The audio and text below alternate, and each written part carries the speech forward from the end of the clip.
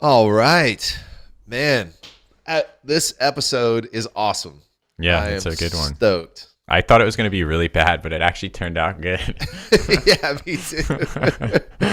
We kind of threw it together, but man, a lot of quality stuff here. We have where our topic this today is collaboration, hmm collaborative writing, different collaborative writing groups. Uh, Strengths and that can come out of that. And we have another guest on, which is very exciting. Yeah, an old friend of Micah's, a writing Yeah, partner that he goes back with a long way. Get to pick into different parts of their relationships, different interesting projects that they've done together, also separately. Going to learn a lot about collaborating together.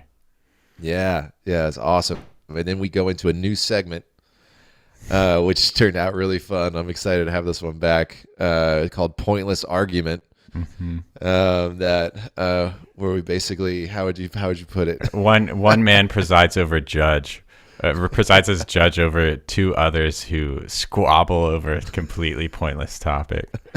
Yeah, it's good. And then, as always, we go over the writing challenges, which was Loop It from last week, and we make some fun announcements about some stuff that a new addition to our community that we're adding, and as always, add in the new writing challenge. Yes, which we're so excited about. It's going to be a really good one. Yeah, it is. All right. Well, without further ado, let's get into it. What episode is this? Episode 6, I believe. All right, here we go. Episode 6. Let's go. Hey.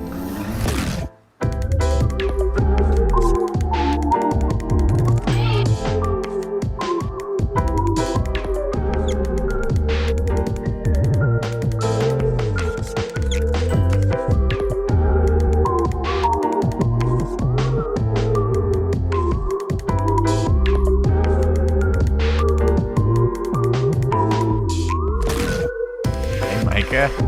Hey, Ben. How are you, Hey, man? we're back. We're back. A little bit of a long stretch there, but life happens, Yeah. and it did, and now Yeah. we're here. You went on tour. Yes, I did. Oh my God, it was so good too. That was our first like little run, like actual run. I feel like other than just like little one-off weekend trips in. God, I mean, since the Bad Omens tour, like before COVID, Mm. So it felt amazing.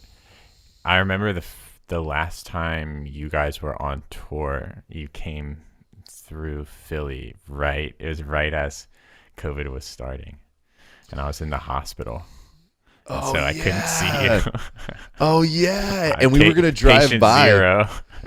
We were gonna try to come in, and they wouldn't let us though. Yeah, yeah. We called, and Julia was like, he can't see anybody, he can't even talk. Like, I It was was like, not God. good. I did not actually have COVID. For anyone wondering, I was not actually patient zero, but I was like the second person in PA that was tested for COVID. Ben is actually the host monkey from Outbreak for COVID in Yeah. the world. I'm He's just running the around. monkey. I'm the monkey that was eaten.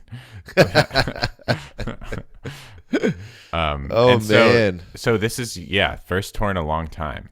Hmm. And so what's been on your mind? What was on your mind on tour? What's been on your mind since?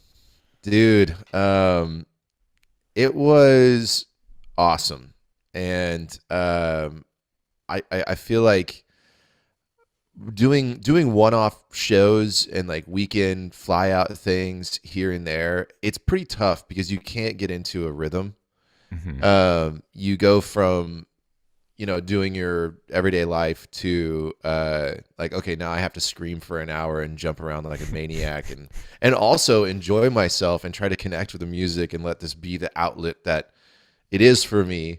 And meanwhile, figuring out logistics for all these flights and everything. It's a lot, and it's hard to really be present for it.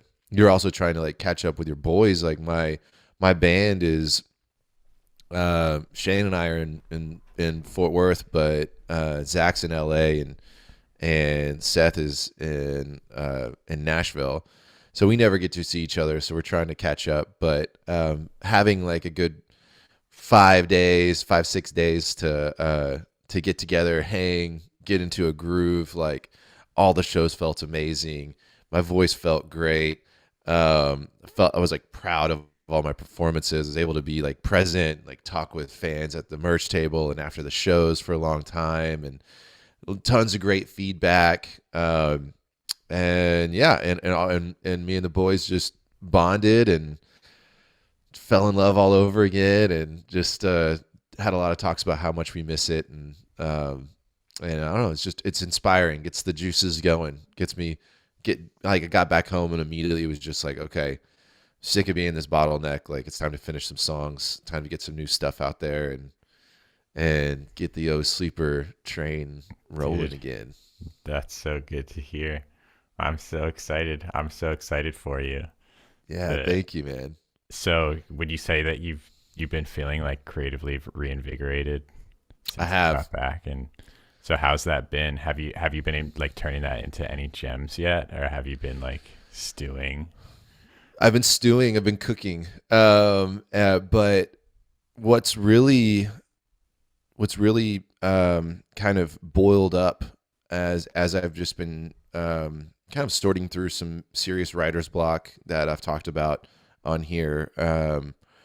I started reading the last two books I read. I read Wild at Heart, which is an amazing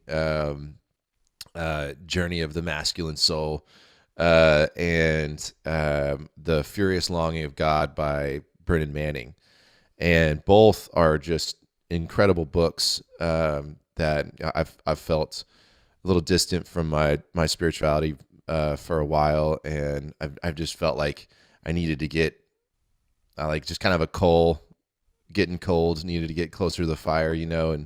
um, and so I picked those up and I read through those, and it was exactly what I needed. And what I realized something really shocking in my writer's block while I was reading them, and I realized that I've been so stumped on how to approach this album because I have been looking at it in an incredibly prideful lens where I am so fixated on what is the most impressive approach I could take to this Mm. album. What would be the most difficult, the most like wow factor? Like if Yeah. he could do a 3 album concept that tied together, and even after all the main characters have died, it still works, and all, and like I've been hung up on that, and I've been like, oh yeah, I'm definitely going to do a continuation of the story, definitely going to blah blah blah, and it's completely removed me from the music being an outlet. Mm. Like I've Yeah. got this It's a frame. job. It's a job. It's like Yeah. it's a project. Yes. Yeah. Yes. It's a project that just needs to get done instead of a process that needs to be enjoyed and outletted and experienced. And it needs to be that needs to organically come out of me.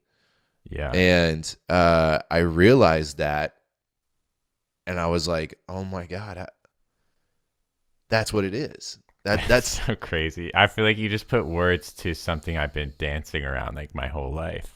really. Yeah. Like I what I have to say actually for this will tie into that pretty Oh, closely, perfect. but you should just keep going. Yeah, yeah. So um, that just dawned on me, and I just kicked myself. I was like, "Golly!" Like I'm try I basically removed the passion from it, and it made it all about me. And I just don't operate well like that. When it's all about me, I lose interest so fast. My creativity goes down the hole. And writing for O Sleeper has always been an in the moment, who I am, when I am, what I am is what I write. And it's to know myself better and to kind of lay a framework to where I want to go from here. And I have to do that with this. If we're gonna write another album, it's got to be true. Mm-hmm. And so having that realization, it was really freeing. And I just looked at all of my ideas that I've been building up for the past like few years and stuff like that for this, and I was like, none of those have to be in it. Mm-hmm. And I can literally just start with this one idea that really is ringing, that I've been wrestling with how I'm going to fit it in. And I just need to say, fuck fitting it in. I'm just going to start writing this, and I'm just going to let what comes out come out, and we'll see where this goes. And it's like so exciting now. And now like and then I thought about, I was like, oh my God, I want to write. And then I was like, and then immediately I was like, oh, we got to shoot the podcast tomorrow. And I was like, I got to finish my story. Crap. Okay. So I'm going to finish my story, shoot the podcast. And then tonight I'm going to sit down and write. Yes. And so that's been what's up. That's awesome. Yeah, man. And I'm actually really happy with how my story turned out for the challenge too. That's great. It was something that again, I was like, I thought about a few different routes to take it, and then I just chose the fun one instead of the deep one, or the like, I want to do something like, I was really hung up. I really wanted to do something beautiful. You kept saying beautiful, and I was like, I want to write something beautiful. I want to blow his mind. And I was gonna do some poem. And again, I was trying to flex, and it's so dumb. And I lose steam when I do that. And I'm just not that kind of guy. And so I was like, all right, screw that. I'm just going to write this weird, crazy idea that I have. And it was so fun. And so I'm just in a good place. That's awesome. Yeah, man. What's on your mind?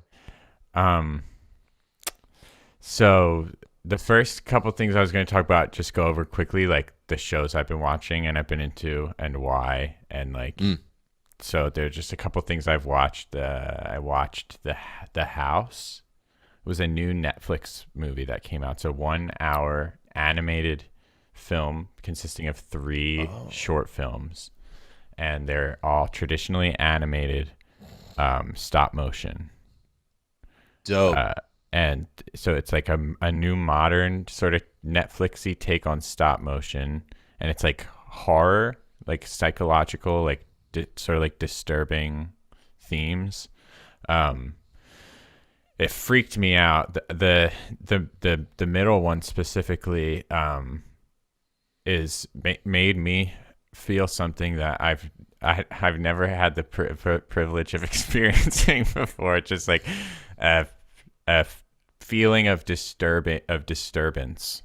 Really? A particular flavor that was totally novel. Oh, I love it. So yeah, that was it. That was something. So that's sort of a recommendation. I don't want to say too much about it. Okay. Obviously, but I'll put that on the list. And one that I have a little more to say about, just because of what it was doing with the writing, I thought was really interesting. This show, Search Party. Julia and I started, and we blew through it in literally 2 weeks. It's 5 seasons, but each season is like 10, 20-minute episodes. So it's like 3 hours a season. And so there's just 5 like long movies essentially, that we were just binging. And the crazy thing about the show, there's like a lot that's great about it. Like it's mixing a lot of like, it's super, super dark and serious, but also very funny.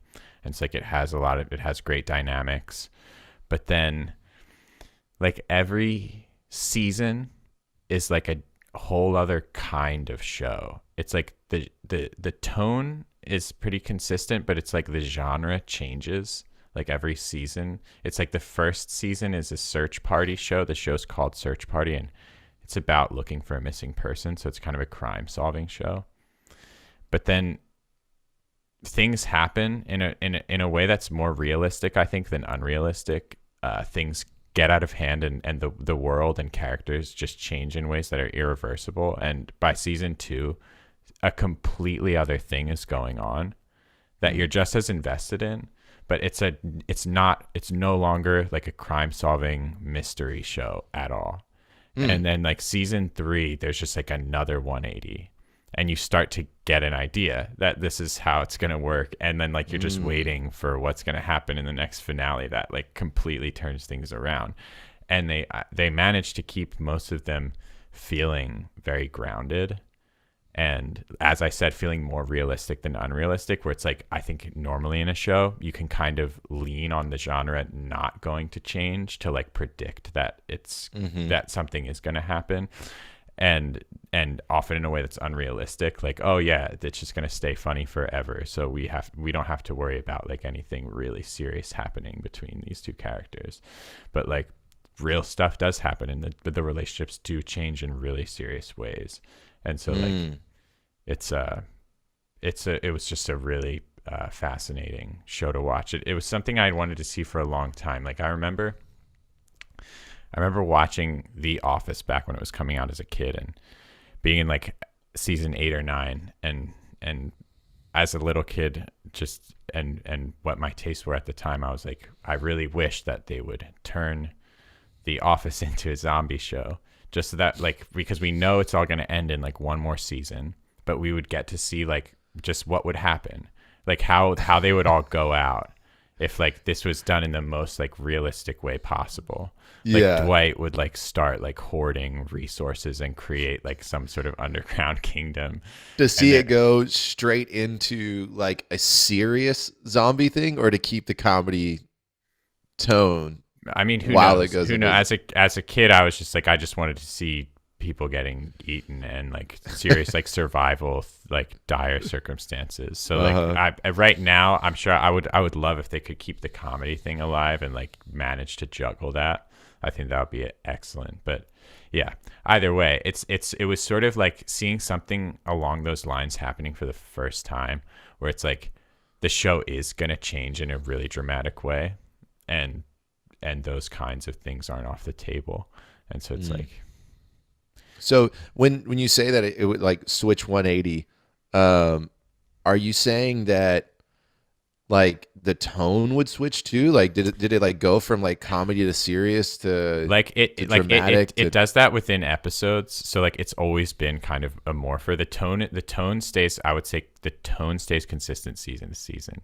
Like where there's a good mix of like dark humor, and then like comic relief, and then like scary things happening. It's just like the type of scary thing that's happening is totally different. Okay. Yeah. And it's not animated, is it? No. Okay.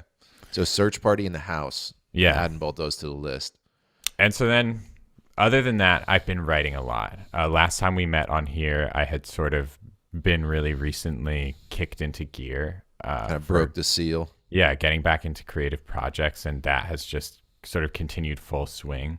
I've been broadening that out creatively into like I've started getting into like more experimental recording sessions, which recording has always just been really difficult, like learning curve for me, and like climbing that wall has been like hard. But the recent like sessions that I've had, I felt way more like creative and open in them, and the ideas have been like coming out a lot quicker, and I've been able to create the sounds that I want to create in like unpredictable ways. And so I've been really excited about those things. Would you say that like how we described it in a past episode, like the kid with the paint bucket is just getting a little bit more specific with the colors that he's splashing around? Yeah, I would say like for me, I've always had a more like an overactive critical part of my mind. Okay. And so like my critic's always been a little bit more active than the kid with the paint bucket. And so I think I would specify within that metaphor that what has happened for me is that the kid with the paint bucket has been like, he was like scared into like not painting a lot because the dude was really hard on him. and now we've like coaxed him back out, and we've got him just like throwing paint down, and it's like, holy crap, he's actually pretty nice. You can just do this like full time probably. So yeah, that's what it seems like. So the critic has learned how to tolerate the kid with the paint bucket. Yeah. Yeah. Nice, The kid is a little less scared to like try things.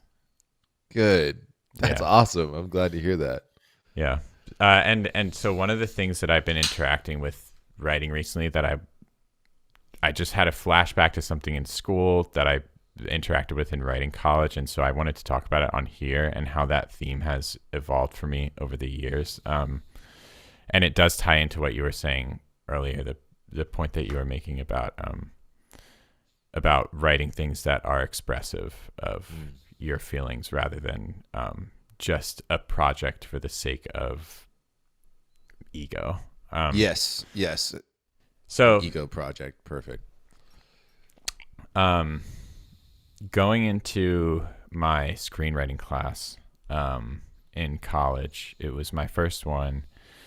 I had to go through what I wanted to do was write. But because it was part of the film program, in order to get to my screenwriting class, I'd already had to go through semesters of just basic film courses, which I never really wanted to interact with like cameras or like equipment or like acting or directing. And so it was kind of a drag for me. And it was also annoying because it had always tended to crop in the scope of what I had wanted to do, which like I wanted to be a fantasy writer. So I wanted to write sci-fi fantasy, like high concept fiction. Yeah. And in school, like when you know you're going to have to finish your project by filming it with a camera and then showing it to everyone, it kind of limits what your imagination can like. Yeah. So like your budget is what you have in your pocket. Yeah. So I'd been writing like poetry videos that would go to like footage of like the cemetery near my parents' house or something like that. I would just like find like something to film that was around. And and like so when I got into screenwriting, I was really excited to be able to become more conceptual with my ideas. And the first day, the whole lesson was like write what you know, which was a phrase that I came to become intimately familiar with over the years as a writing student, pretty much. But write what you know is basically the idea that to make something good, you should write things that you know about rather than like just trying to write things that you don't know anything about. And the most like practical and like iron-fisted interpretation of that rule would be like to write an autobiography.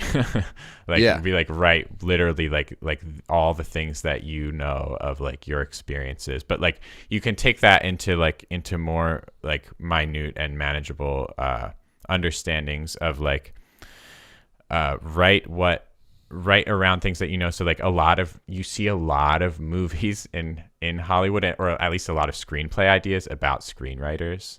It's sort of this little like cyclical just like glitch that happens in the system because like everyone's writing what they know.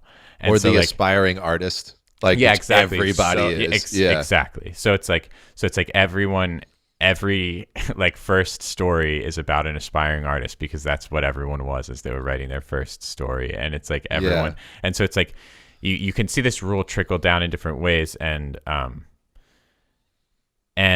there are maybe different ideas as to why it is valuable or as to why it should be done. At the time, I was incredibly frustrated by the notion because I had just come out of literally being boxed into only being able to write things I could put on my camera to now being told like just write things that are like from experience in your life.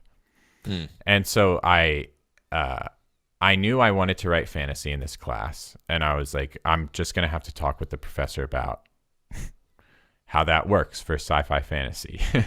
Right. And essentially, like we worked out he told me to like work out a story that would be some facsimile of my life or represent some metaphor in my life that is true to me, that would be within the like what I would want to do of like fantasy. And so I was looking. I wrote eventually. The story that I wrote was like a kid who plays music, who's the last of this line of a race that can't speak, they can only sing. That's tight. And so it's like a musical because he sings everything. And so I like wrote like songs into it, and so it was like about me and my shyness and how I felt like I was more capable of saying the things that I wanted to say through song than by telling them to people directly. Oh, nice. And so I found a way to work that into the metaphor of, but I didn't really like, it was sort of just to do it. Like it was sort of just an intellectual exercise, because what I wanted to do at that point was make a project. And it's like, this is how it kind of ties in, because like there really are two kinds of like, sometimes you do want to make a project. Like there's a reason that you wanted to set out to make that third record. Like that connected. And it's like for some years you may have been like, that may have been the headspace of what you would have preferred to do. But like, I think that there's absolutely something to be said for how deep understanding of a topic will make it easier for you to write about a topic. Mm-hmm. And it's like, it's what I found now with music is like, when I can connect the song back to something that's true in my own life, it takes away almost the entire job of like writing lyrics. Because it's like you can just write what is actually true from your life in the way that your brain has already verbally processed it.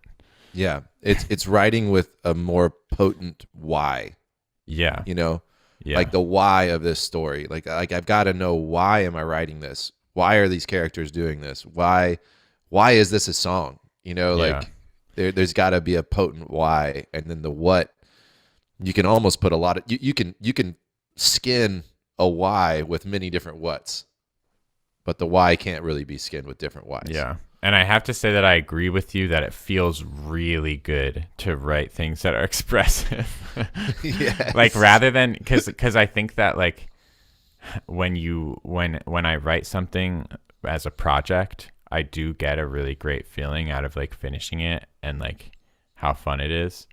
But I also I think that the hit that I get from writing something like honest and vulnerable is even better and even just as egoic.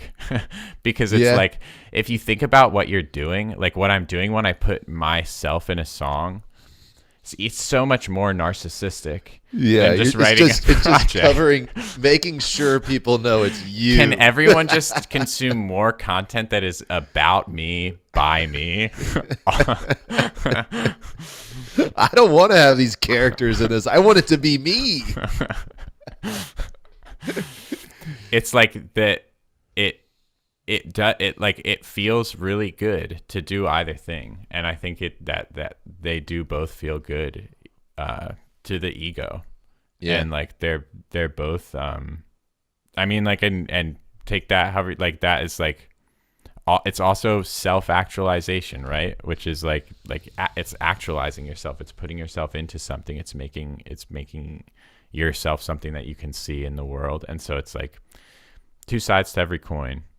Two stories to every city. What's the phrase? Never mind. Two tales, a tale of two stories. Oh man, that's good, man. Yeah.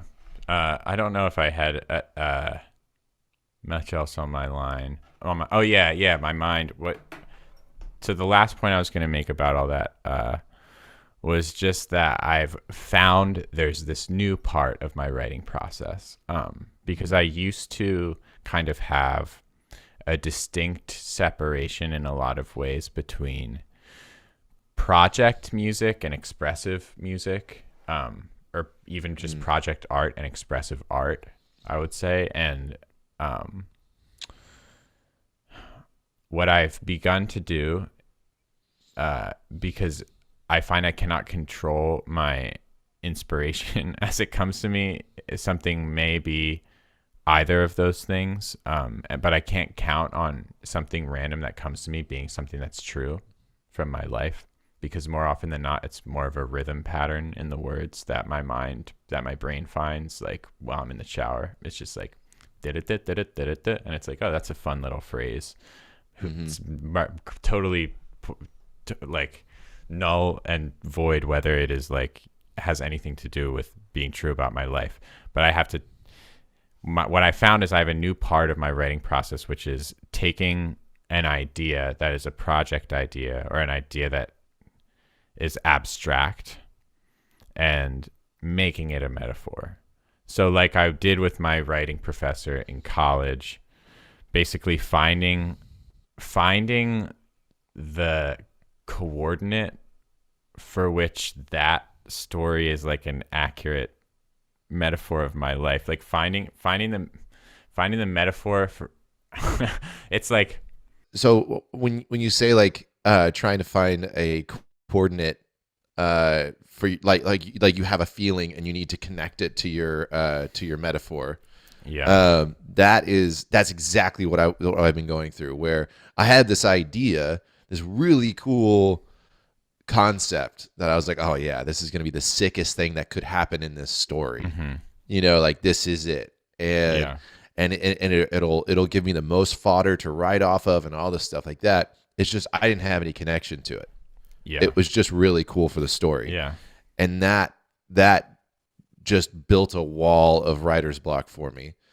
And then whenever I, had that revelation of that, I was just really just chasing, like flexing, like on this story, and also letting the story write itself without me directing it. What I ended up doing is just focusing on how I felt and like the position I wanted to come from, and the emotions and everything like that, and a character just took shape. Yes. And it became like this character that formed was like this guy who had fought like a 1,000 battles, but it's peacetime now, and he's just like just cast aside, and he's just like working manual labor, doing pointless stuff, getting commanded by people who just like have no idea, all this stuff. And he sees like people chasing off to go to war and everything like that, or chasing off to do these adventures and everything like that. And he's just watching them. And like, and just inspiration started pouring. It's like, That's so good. I found that metaphor that fit perfectly over the why. Yeah. And then and now it's starting to move in my mind and starting to do things and respond. That's amazing. That's exactly what I was talking about. It's so cool that we're like going through the same things and realizations. Yeah, that is. And we've been on the same exact curriculum. Mm-hmm. Yep, this is it. I mean, you can track it from episode 1 to now. Episode 1, we're both completely lost in our writing.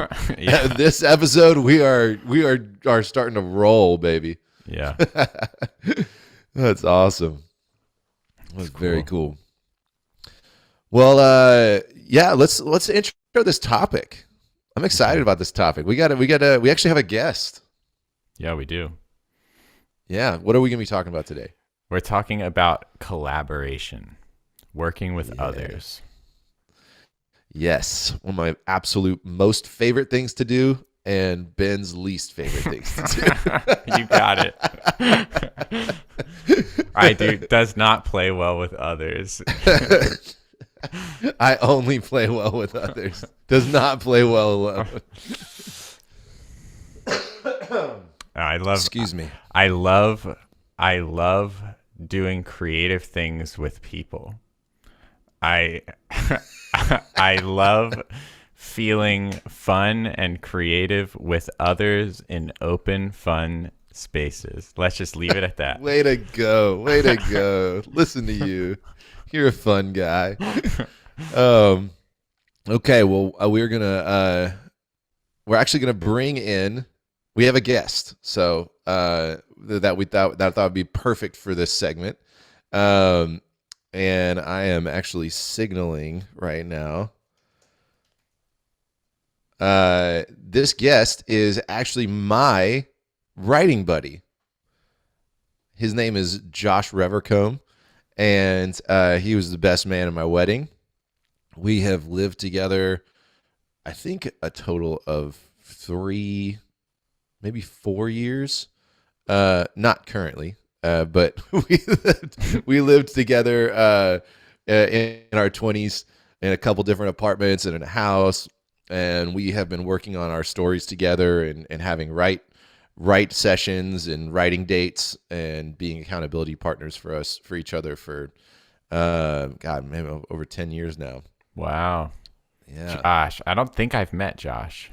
Well, you're about to. All right, so yeah, we're Josh is actually waiting in the wings right now, so let's go ahead and bring him up on the tube here. Psst, deep. Hey, there he Hello. is. Hello, hello. Hi, Josh.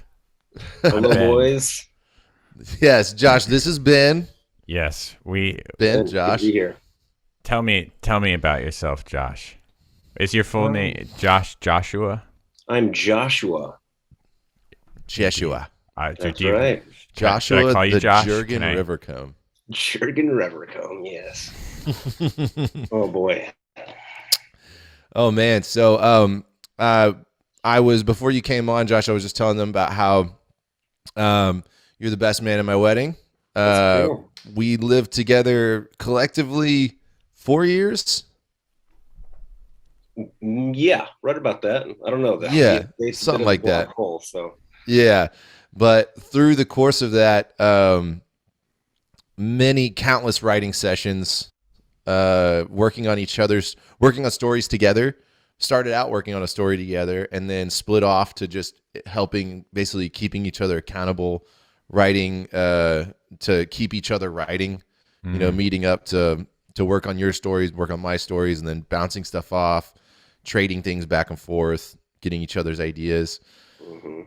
Um, but yeah, so here we are talking about collaboration. Yeah. So with Micah said you guys have been collaborating together like 10 years. Have you guys written things together, or have you mostly worked only on your own things in the same room? Well, it started with the whole Titan project where Micah said, I've got this great idea. And I know you've been writing your stuff and I've been writing my stuff, but I've got this that I haven't started writing yet. I want to write it, as a collaboration. And this is the outline that I've got. And that was the very first time that I realized my favorite thing is really fleshing out the details, where you say, I've got this character and this is what he wants to do. This is where he ends up. But how do we get there? Mm. I've got an idea of where I want him to go, but it needs to become a story, not just an idea. And the most fun I had was having two characters that are supposed to meet and form this bond, and you don't really know how that bond becomes so important. Why do they mean so much to each other? And it starts with running into each other on the sidewalk, and this is what's happening, and this is how they first started talking. They had a minor conversation about something really small that then went into this big, long, meaningful relationship. And it's like Micah would give me the movie trailer for the book, or the back of the book that gives you 2 paragraphs. And it was super fun to get to just create this from scratch, that you've got this big picture of, that is this strong, incredible human, but he doesn't start out that way. And you get to create every tiny little minuscule thing. All of He doesn't start off conquering his biggest foe. He starts out having to get out of bed and maybe make breakfast.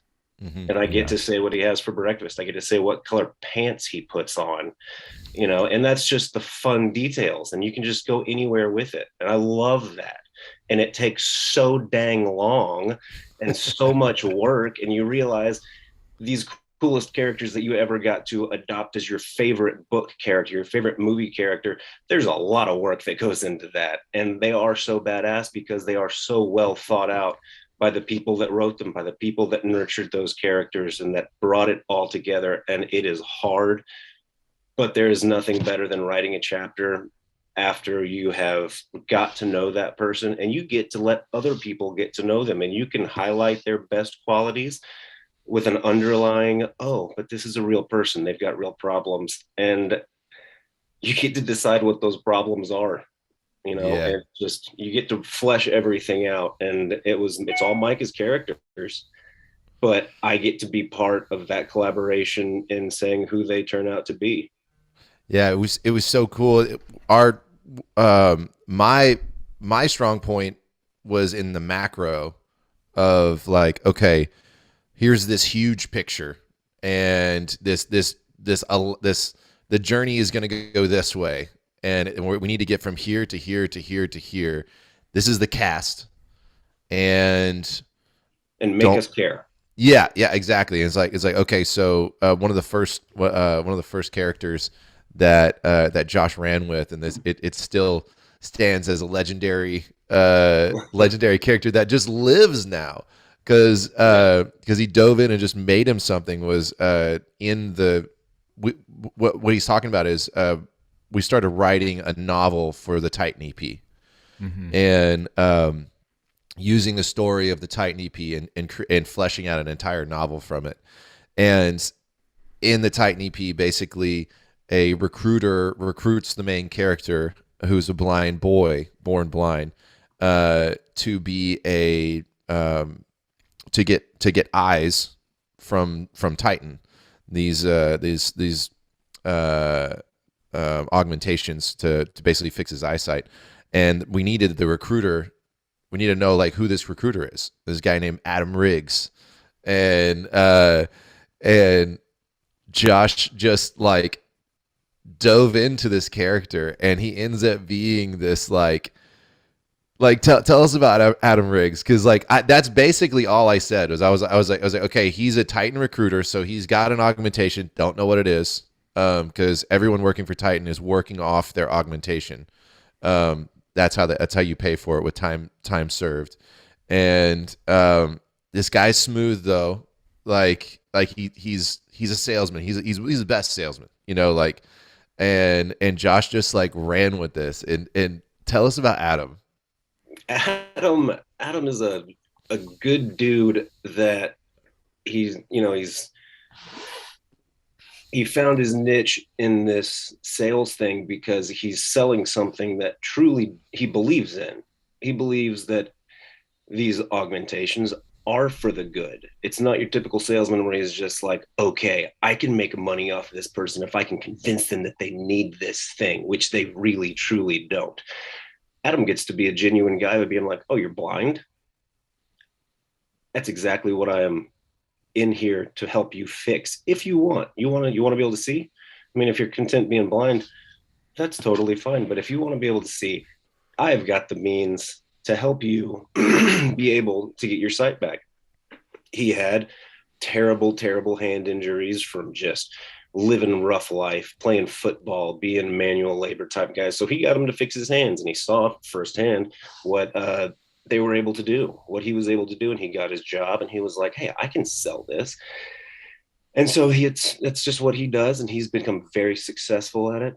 He's a Texas guy. He moves to New York, where everything is based. Has himself a great apartment at the Dakota, which is probably a little bit of a stretch if you know anything about the Dakota. But that's where I wanted my guy to live. So guess what? That's where he freaking lived. That's right. Because I want to bashfully say there is a very large portion of me in Adam Riggs, which, Hmm. hey, as a writer, that's something else that you figure out whenever you start writing is you can write yourself into it you got to be careful with that, because I've also written things where I become 4 or 5 different characters, and that's not much of a read. But yeah, so Adam is at the point that we introduce him, he's very successful. And he's a little bit torn with it, because in finding all of that success, he's able to use money to kind of push most of his problems aside. He can hide lots of the things with money, and he gets a little bit lost in it. And then things start to go a little bit downhill with sales, and then he becomes a little bit torn. He's just like, man, I'm not making the sales. The sales there, I'm seeing everybody make all this money, and he's still got all this stuff, but he's got his own inner turmoil about if he is still the guy that he wants to be. And he's got the stuff and he's got the girl, but the girl might like the money more than she likes him. Or is it that the comfort of having the money with him is just a perfect mesh? And he's still a bit of a wanderer, but he likes his job and the fact that he thinks everything's okay with it. And he has his little study where everything in his living room and kitchen is completely Spartan stainless steel. He likes that. But then he's got his study, which has a come and take it flag, the wooden desk. He's got a mini fridge that is constantly stocked with Shiner. And he's still a good old boy at heart, but he does enjoy the finer things that his money has got him. He's driving the, brand new Maseratis, and he's got who knows what in the garage, and he eats whatever, drinks the finest Cabernets. And he's just the guy that if you won the lottery tomorrow, what would your life look like 2 years from now? Yeah. And you had a job that you loved. He's just that guy. And it's like sitting at the bar with your buddies and talking about what would you do if you won the lottery? Yeah. But you still have a 40-hour job a week, a 40-hour a week job. Yeah. So passing, getting this idea, this cast of characters, and then passing one to Josh, and then Josh coming back to me with that, and basically that character who is who is meeting my main character, and you basically it picks up. You learn all of this about him, and then he's walking down the street while he passes this blind kid, and he's like, "Oh, hello. I think I may have just found my sale." And that's how he meets the main character of the story. So you can just see, like, you can just imagine if you passed off your story to someone and they came back to you with that much color. Like, I was like, oh my God, I can see Adam now. Like, okay, well, he's got to stick around. Like, okay, so I want to see more of Adam. It's just like we were talking about the other day with getting concept art done. Yes, it is. It's like you're handing off some random bullshit, like nothing idea to someone, and then they're like, okay, let's make this a real thing. And then you just get the privilege of seeing. It's like just seeing having a totally completed piece of the puzzle fall into place. Yes, exactly. Yeah. And Josh just handed that back to me. I put it down. And I was like, oh my God, this is so much better than if I had ran with this myself. And that really started. That character started like. That was one of the first writing. I mean, for me, I think for both of us, Josh, like one of the first writing story wise collaborations that I've ever had. That was like, oh my God, this is so cool. Like, and then 100%. Yeah, no, and then we would get together and like meet up at some dive bar and sit in the back corner and just like get our laptops out and just like, okay, so now why don't you run with Father Titan, and I'm going to work on so-and-so, and I'm going to work on how they get, how Tillian and Adam get out of Central Park, and you can work on blah, blah, blah. And then it's like, okay. And all of a sudden he comes back to me. He's like, okay, so before we got to Father Titan, I figured I'd have these 2 janitors that are staying after hours cleaning up. and they just start going. They have this banter and everything like that, and then that's how you meet Father Titan walking by or something, and they're like, "Is he still back there working?" And it's like, "Guy never leaves," and that's how he decided to intro this character. And then he passes it back to me, and I'm like, "Okay, well now I also love these janitors." So, it really, like, the snowball effect really starts happening when you get two people who fill in each other's gaps and are both excited and willing to, like, sit down and just, like, dive in creatively. Magic really does happen.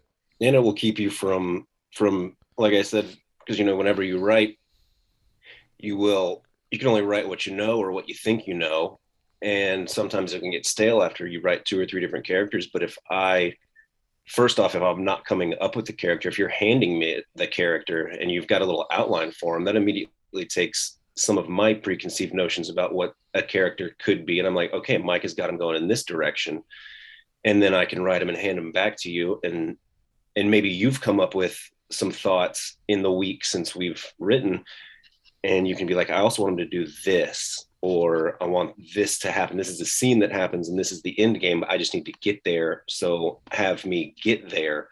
Mm-hmm. And it keeps you from writing only what you know or only what you think you know, and you have to be able to include the other person's perspective in it, or the other person's ideas. Because I know there were certain times when I would think I had a great idea for something, and before I could even get the idea out, you would be like, oh yeah, I've got this idea for that, and it's completely against what I was thinking, but it was better than what I had. And so I was like, okay, I never even thought about it. It never crossed my mind. But that's amazing, because it's not a repetition of what I've already written 5 or 6 times, just because I think I'm good at that plot line. I think I'm good at, not every single one of my guys can be an asshole, sarcastic, dry-witted jackass. I'm really good at that, And vice versa. Like, I know, like, passing things to you and being like, okay, we need to go. We got to get here. And you being like, okay, well, he wouldn't just do that. So we got to have a reason why he does that. So something needs to happen that would make him start thinking this way. And I'd be like, okay, good point. We need to introduce something. We need to write a little past of why that wouldn't happen, because he's seen what happens whenever he does that, and it does not end well.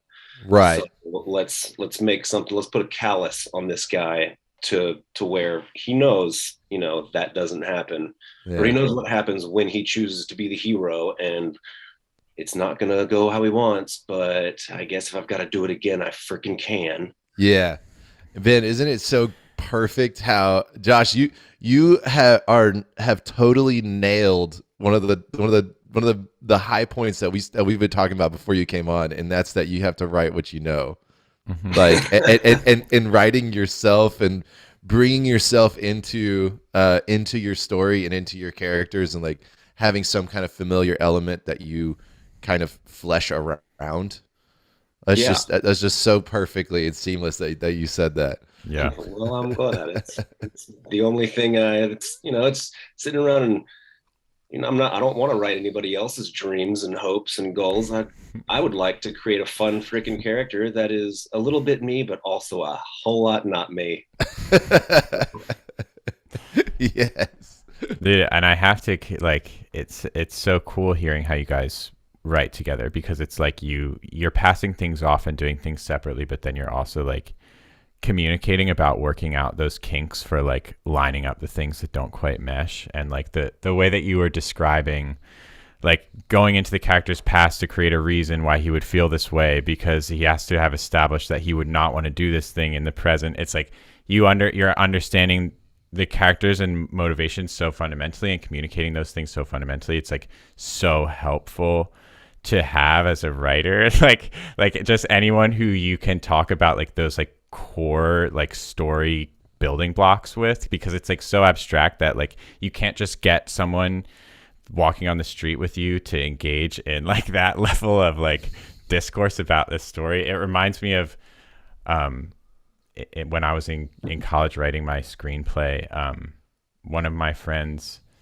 in my dorm was working with me, Alex, and and we would always just go off of each other, coming up with crazy ideas. He was just someone who I could come up with like random like story prompts with and things, but I just wasn't expecting like this moment where I was just talking about like why my ending doesn't feel like it has weight anymore, because like it just feels like kind of something random and bad is happening. And he was like, yeah, that's because there's no stakes to your character having created the problem in act 1. Like if you go back and you look at like his motivations and his ties, like why is he doing this? Does he actually? And I was like, okay, this is like it's like distilling it down into its most pure form and like fixing like the problem at the root. And it's really cool to hear you describe that process, doing that with Micah. Yeah, Absolutely. So I wanted to ask you, Josh, what are some of your favorite writing projects that you have done? oh, um, I have no name for it, but it was conceived in Trinity Park, and I was sitting there with this lady, and she was like, "What are you thinking about?" And I was like, "I'm thinking about what if there were mice that were riding geese into battle right over there, and they were charging up against a bunch of rats and cats." She was like, "Are you fucking kidding me?" And I was like, "No, I'm dead serious. And I've been thinking about it for a hot minute." She was like, "That's amazing. What happens next?" And I was like, "I don't know. I'm not really sure, but I'm pretty sure I'm going to go home and I'm going to write it." And I did. And I've been working on it for a very long time. And it's so much fun, and it's so dang hard because I don't know very many mice or rats or cats. I don't know what their motivation is, but I do know that they do not. I mean, it's basically good versus evil, and it's damsel in distress. Damsel turns out to be in distress, but fully capable. And it's so much fun because being something that nobody can be like, well, that wouldn't happen. That doesn't make any sense. I can say, I asked the mice and they said it's totally fine. And so it is, let's see, that one starts with just mice going to a festival. Mice go do random mice things at a festival like they tend to do. And then girl gets captured. I'm going to do a terrible job of trying to explain this, but it's an adventure. And all of my mouse hero runs off to try and save her from the far end where no mice go. It's where the crazy rats are. The crazy rats end up being 3 well-educated big rats by the names of Chaucer, Byron, and Hawthorne. And what they have done is separated themselves from the feral rats that live in the pipes underneath the pond. And those are run by a very large, almost cat-sized rat named Byzantine. And he fancies himself the classiest of men, who will only take the best of birthday presents, and he wants himself a fair maiden for his birthday present, and that would be Rebecca, our heroine.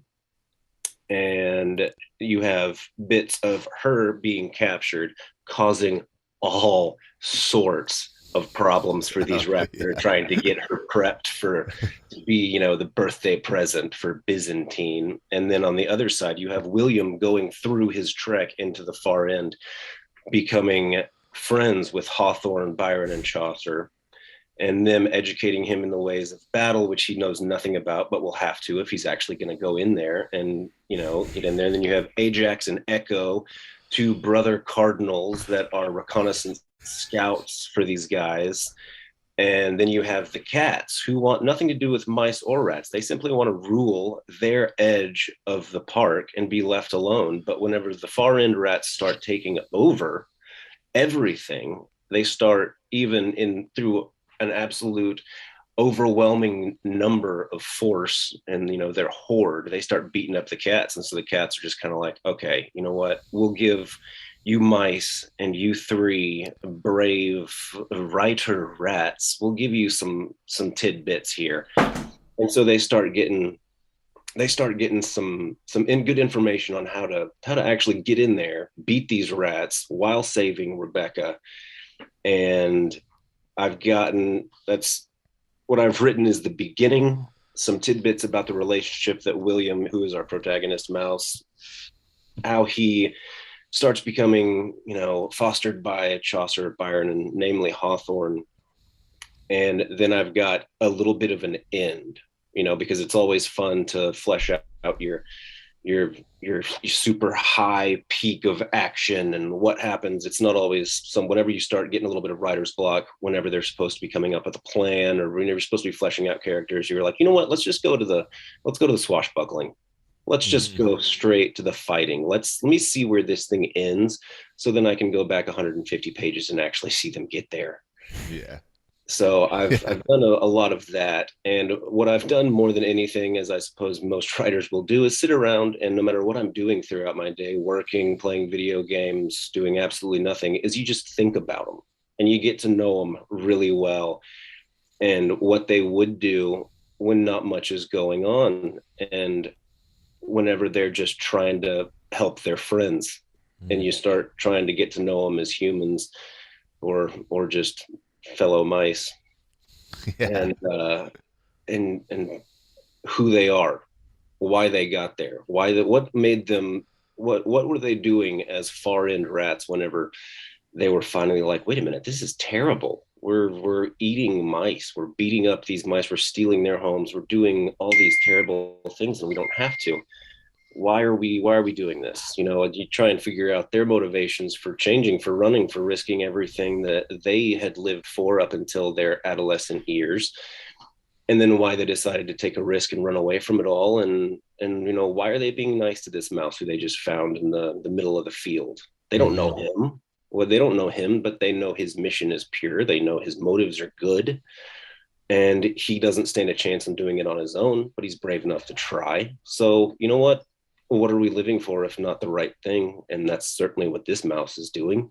Let's help him, because what are we going to do? We're going to sit in our hole and eat well and defend our home, but we shouldn't just defend what's ours. Maybe we should help somebody else attack and protect what is theirs. So I love these characters, and I've written enough of them and certainly thought enough about them to know that their moral standard is very righteous, but they're not dumb enough just to run into the trap that is a horde of rats. Mm-hmm. Yeah, after so many years of just like long hangs on the porch, just having a beer, talking about the rats and everything, and talking about different scenarios, and getting to know them as you've been writing them. Like they're so real in my mind. Like every character is so real. It's just been an absolute it's been an absolute joy to just be on the other side of you kicking ideas back and forth and stuff. You can tell, like I can tell that, like even in as brief as the description was, like how much is under the surface. It's like every stroke that you paint tells stories of what lies underneath. It's like the names are amazing. The far end is so good. Oh yeah. And Byzantine, and then Chaucer, the three educated rats. Yes. So good. They're perfect. And he writes them perfectly too. Like each one's personality like fits their namesake. He did slight voices as he was. Whenever he would do the characters, I know that he can hear them in his head.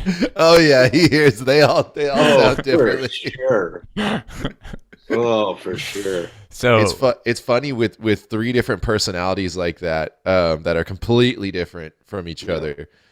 There is like Josh has diluted himself into each different parts of himself into each one, where they're completely different. But if you know Josh as well as I do, I can pick him out in each one of them. Well, this sort of goes into exactly what I was going to ask next, which was going off something that Micah and I were talking about earlier. We were actually just talking about how when you're writing sci-fi and fantasy, but you want to keep sort of this write what you know rule in mind. Like, obviously you're going so far out of the realm of reality that you or I truly know as a writer. But I'd love to hear how you synthesized that and what work you did to put yourself in the story and where you're peeking through, like where your experience peeks through, and just pick your brain about that, doing that with a fantasy book.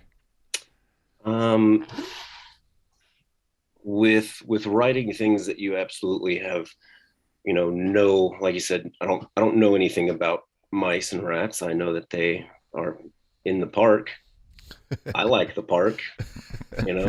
Where do I think a mouse would live? I don't think they have burrowed underground into a labyrinthine complex tunnel system where they have the larder and they've got the reading room and they've got the armory or anything. But my mice, my rats do. So everything actually, way back in the day, I used to read the Redwall books by Brian Jacques, which are all based on, animals, and they live in castles, and they have boats, and they've got, awesome weapons and uniforms and everything like that. So I hadn't thought about those books in a long time until I came up with, the idea for this storyline. And I was like, well, that guy did it. And he wrote like 15 books on it. And those are just human stories that are fleshed out by mice and pants, so I can do that.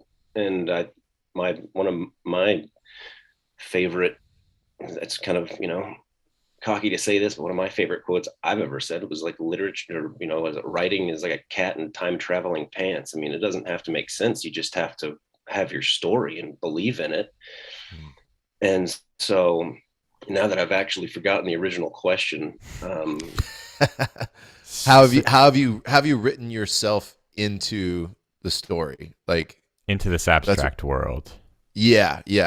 In the idea of like, you got to write what you know, but in such an abstract world, like how have you written what you know with your characters? So I can write, like in this park, in this world that all, it's populated by your various characters, and you can pick the ones that you want to focus on the most. And drawing from, you want to help somebody because it's the right thing to do. What would I do? I would help them to a certain extent. And then I'd be like, you should probably, call the cops because they can help you more than I can. Good luck.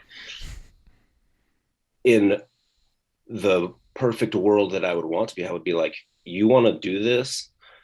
Okay, well, this is my set of skills that I've honed over a lot of years. Sure, I want to be the guy that knows how to fix everything if it needs to be, with an amazing plan of physical fighting with swords and everything. I want to write who I wish I could be in certain scenarios, and what choices I wish I could make if confronted with that. And it's like, what's a super tough situation you wish you could become the hero in? Yeah, what you wish is certainly what you know. I know exactly who I wish I was. Yeah, we all want to be the one that, somebody comes running up to them and is like, oh my gosh, my friend is getting beat up in an alleyway. And you're like, well, then let's go stop that right now. And you run up and you just whip a bunch of ass and you tell them to go away, get out of here. You beat up 3 guys and they all limp away, and people are just like, oh my gosh, you're so amazing. That was incredible. Thank you for doing that. You just saved my life and, my baby at home or something. And you're just like, aha. And really, you're just like, oh, call 911. Oh my gosh, that guy's big. Go get him. It's you get to write these fun scenarios that how would I respond? How would I wish I would respond to these things? And Do you ever find yourself in a scene writing writing how you wish you would respond in contrast to how you would, like between two different characters, like one character is acting how you know you actually would, and another character is acting how you wish you would, and like seeing them play off each other? Have you ever done that? uh, Chaucer and Byron, Chaucer and Byron. I mean, Byron's the one that's just kind of like, that's what we need to do. Okay, well, I've got this hammer that says nobody is going to stop me from doing it. And Chaucer's like, but you do realize there's 19 rats in between us and that. Byron's like, do you remember 3 weeks ago whenever I told you the same thing and we did it? I told you this needed to happen and it Uh-huh. happened.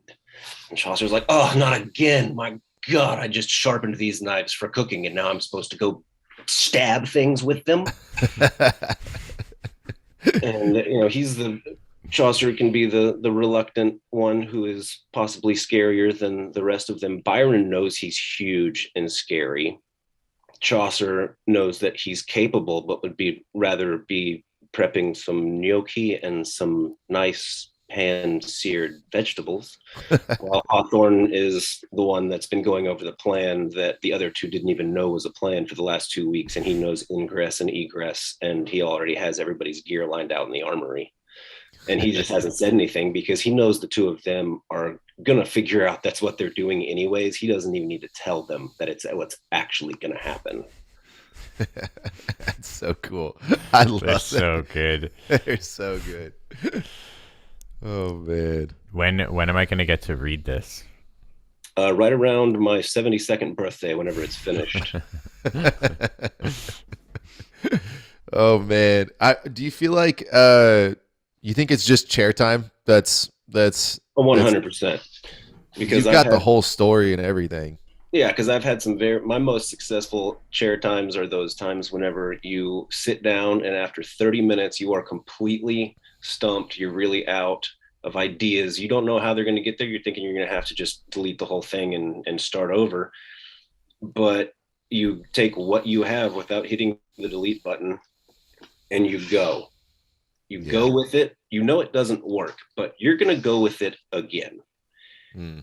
And you just change one little thing. You've got the line going here and you've been going this way. Let's just keep going that way and let's flesh it out a little bit more. And then let's maybe just go down here. Or let's do a loop. Let's do something different. I mean, this isn't written in stone. This is your project too. This is just yours. Nobody else is reading this. See what happens, because writing something bad is better than writing nothing at all. Absolutely. And if you write something bad, it could not ever get good. But what it could do is it could spark something that's incredible. And those are the best ones, is whenever you write 3 or 4 bad things and you are all of a sudden you are the worst writer in the world. You should hand this idea off to anybody else, but you just keep going, which is you will cross a certain threshold that says, I cannot write anymore. I'm done for the day. And if you will just take a breath and keep pushing through it, chances are really good that you're going to find something that you hadn't written before. You're going to find an avenue of an idea that you hadn't tried before. And sometimes you might have to scrape the barrel, but you can just bring another character in. Maybe Chaucer and Byron are arguing about something that's turning out to be something that's really fucking stupid after a long amount of your chair time. You know what? Guess what? Hawthorne's tired of hearing about it, and he barges in the door and he says, would you just try it this way? And it's like, oh, okay. I was having 2 guys argue about an idea that I was so tired of writing about that it became really stale. And so then I just introduce something else. This is Yeah. your project. If it's getting stale, just try anything. Introduce somebody, have somebody get tired of the argument or the fight and get out of it. Introduce somebody new, make them go They're somewhere else. they're interrupted by a rap on the door. Who could that be? And then Exactly. it's like intro anybody. Yeah, do anything. It's like sometimes you just somebody's got to toss a grenade in the door, to make Yeah. something happen. And those are the best times. Is whenever you're just about ready to throw the computer out the window or light the notebook on fire, make something happen. If you're getting bored with your own writing, chances are really good it's boring writing. Yeah. So make something happen, and then finish your chair time. If it's 2 hours, if it's 5 hours, if it's 15 minutes, and then maybe tomorrow pick it back up and read it. And if it still Yeah. sucks, try it again. Chances are it's a lot better than what you had before. Maybe try and write something, write the next chapter. I don't know. Just keep writing. Yeah. Write something that's fun for you, that you want to write. Yeah, because that's what this shit's supposed to be anyways. If it's not fun for you to write it, it might not be fun for somebody else to read it. Absolutely. And so how long have you been writing in your life, Josh? I probably started writing. I started writing poetry whenever I was like 16, just because I was like, my father's a musician. I've been listening to this great music, all my life, and this is fun. Everything to me was kind of a song and went into a certain melody, had a certain flow about it. And so I would start just writing down poems. And then that went into prose, which went into, as you start getting into, as your relationships with people and life in general start getting bigger and broader and more in depth and more, the highs are higher, the lows are lower. And you start thinking, well, this would have been really cool if this would have happened, or that would not have been nearly as embarrassing if that happened, and then you just start it's like, well, let's just write that down. What if that would have happened? What would have happened? Well, this is fun. And I think, oh yeah, this is what writing is. This is what movies are. This is what TV is. This is what books are. And oh my goodness, I can make anything happen at all. And so then I would just find myself sitting down, filling up notebooks with 2, 3, 5-page stories about, typically about,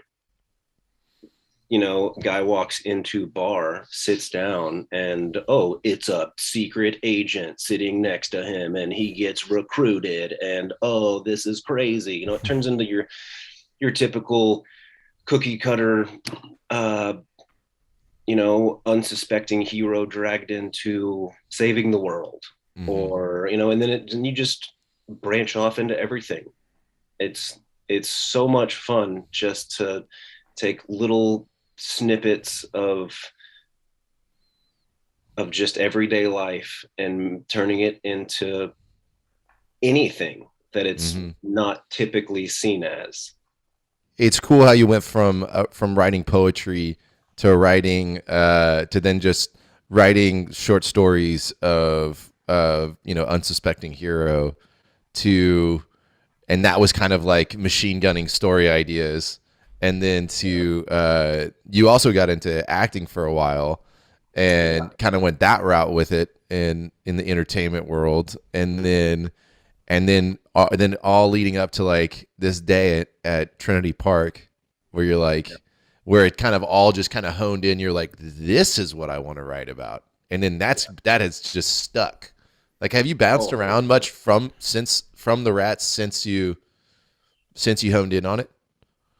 Anytime I have an idea of a story, or I'll just get a snap image of a character, like I'll be like, man, I like that. Let me spend some time in that character's mind, in that world that I've created for it. I immediately go back to the Rats. And I'm like, if you're going to sit down and you're going to write something that you care about, or at least this new idea that you think you care about, you need to write something that that you love and you have invested hours, if not weeks and years of your imagination Mm. crafting, you need to write the rats again. So Mhm. like I've put down, 15 or 20 pages of a few other ideas. One that I read you, what was it? The guy that has Yeah, the uh, the millionaire. the Or millionaire. He has the what is it? The all the money from his family, and his wife passed away, and he's gonna. I don't even that story was a lot of fun. lives in that deserted mansion. And lives in the deserted mansion and doesn't go anywhere because he's completely removed from society because of the complete depression, and he finally got over the depression but was so incredibly used to living in his mansion with his staff that he's like, let's just not go outside anymore. And I wrote about 15 or 20 pages on that, but didn't really know where it should go. And then I was finally like, okay, good, you lost that idea, stop trying on it, go back to the rats. Yeah. So Not worth it. you've stayed really focused, and the rats. You started that idea. Was that like 10? How many years ago was that? Oh, that was at least 10 years ago. Yeah, that's Which, all. I mean, and so the So cool. the idea at this point it's massive. Like yes. you've mentioned, I guess it's a massive webbing thing. Has Micah done collaborative, like you've talked about going back and forth about the characters and things, but What he has done that has been so important to me is I remember we went camping, and this was a camping trip where it was like, all right, no booze. We're not taking any booze on this camping trip. We need to we love nature. Why do we always just get shit faced whenever we go camping? Let's not do this. And I was like, ooh, okay, that sounds good. I need to do that. Hmm. And I remember we were sitting on it's pitch black outside. And we're just sitting there. And Micah was like, so what's Hawthorne and William up to? And at that point in time, I hadn't thought about them probably in a while. And I was like, well, I mean, I know exactly what they're up to. They're doing this. I was at that part of the story, and we talked about them for hours. And although Micah has not written anything with me on we haven't sat down to write on my project. What he's always really good about is asking what they're doing. It's like, what are they up to? Where are you at? Where are you at with this story? accountability. Yes, and it's the accountability, because it's, even if you haven't been writing, they're still in your mind. Those characters are living and breathing. They're doing something. And which direction have you pushed them in lately? Are they struggling? Are they having fun? Are they chilling? They're doing something. And he's always really good to remind me that I need to be thinking about them and be writing them, that I need to be doing the chair time to actually move that story forward. And yeah, so Yeah. we haven't. He's good about just asking about them, and that helps me, because then it's not only accountability, it's thinking, he's wondering what they're doing. He might be interested, as might a prospective audience that might also care about what my Mm-hmm. characters are doing. I Mhm. really should put more time in this because I love these characters so much. I bet I could get other people to care about them too if I would just do the chair time. Yeah. Yeah. And that's really what our writing sessions have turned more into over the past few years. Where we're not so much working on a project together. It's just we're both like pushing each other to write. Like Yeah. we'll just send each other texts like, "Need a writing session soon." Like I'm not gonna sit down and write if we don't like make a day of it type thing. And then Or you'll sit down we'll and just do meet. 15 minutes and be like, I'd rather be playing Vanguard right now. So Yeah. yeah. But if we do a writing session, we'll sit down and we know that we'll get at least like 2 hours in on our projects, and then we Yeah. can hang out. The accountability is a super important factor. It was me and Michael were debating between that being the name of the topic for the episode and collaboration. Yeah. Debating between accountability and collaboration, but we decided collaboration could include accountability. Yeah. So sure. yeah, just talking about it as a type of collaboration. But yeah, it's been what's been most striking to us about starting this podcast has been having an avenue that we're keeping each other accountable to writing something every time we meet has completely Yeah. like changed our creative energy levels. Yeah. Mhm. Yeah. I know And whenever I did the writing challenge. I hadn't done any writing in months until the old Balrog horn one, and Yeah. just sitting. And I hadn't done a writing challenge like with any sort of parameters in since probably a TCC creative writing class I took more than a decade ago, and sitting down and just you start writing an idea that you have a little cliff note of where it's supposed to be, and it has to be X amount of words, and it just set my brain on fire. I was like, ooh, I can do this, but it can only be this long, and it's got to be about this, which you know nothing about, which is great because that means you can write more on it because it doesn't have to make any sense, and nobody knows these characters, but I'm gonna give them a backstory in 4 words. And it really did. You submitted 2 stories Yes. of the Balrog horn. I know, completely different from each other. And I was like, oh man, I can actually still do this. That's so awesome. That was the one with man. like there was like a gladiator like underground ring, Yep. right? That was amazing. Yes. Yes. And what the was so good, sacrifice. I remember the characters were so good, and the way that they were like fighting with each other. It started with like the whole basis of him even explaining the tournament was so ridiculous. Yeah. Huh? Yeah, He's like, it all right, was- get the families in. The families of the sacrifice will be over Yeah. here. it was excellently done. Thank you. Yeah. We both loved that one. Thank you. Man, so I actually did a little research on famous writing pairs, and I discovered one that I had no idea that actually ended up being more of an accountability thing, like what we've kind of turned into. 2 people, I'm sure you've heard of them, J.R.R. Tolkien and C.S. Lewis. Hmm. I think I've heard of those. Yes. Yeah. Check this out. This Titanic. this The was Inklings. posted on The Guardian. It says, not all writing pairs write the same stories at the same time. Tolkien and Lewis, unarguably 2 of the greatest fantasy writers who ever lived, never credited each other on their books, but they mailed their work back and forth to each other constantly, forever revising each other's work to make it just perfect. They even debated they even debated one of Tolkien's poems for over 30 years. So they were straight up writing partners. That's awesome. Crazy, like that's Legend. nuts. Here's a really unlikely one. H.P. Lovecraft and Harry Houdini. What did Houdini write? Dude, all right. In the 1920s, Houdini was the world's greatest escape artist magician. Lovecraft wrote stories about old gods and tentacled horrors from dimensions unknown to man. Their collaboration resulted in the short story Imprisoned with the Pharaohs, which is, of course, a first-person account of the time Houdini escaped from a great pyramid and was nearly eaten by the ancient god who inspired the Sphinx. Most of the time, we would say this story probably isn't 100% true, but this was Harry Houdini. So that's now. So the first one, like Tolkien and C.S. Lewis, that's an example of writers' accountability.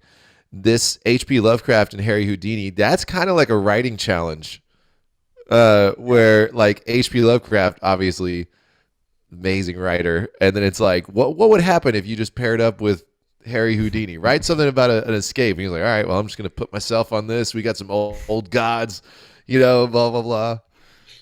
That's so cool. Then one more that's very current, which is truly impressive, is the Matt Stone, Trey Parker, South Park writing buddies.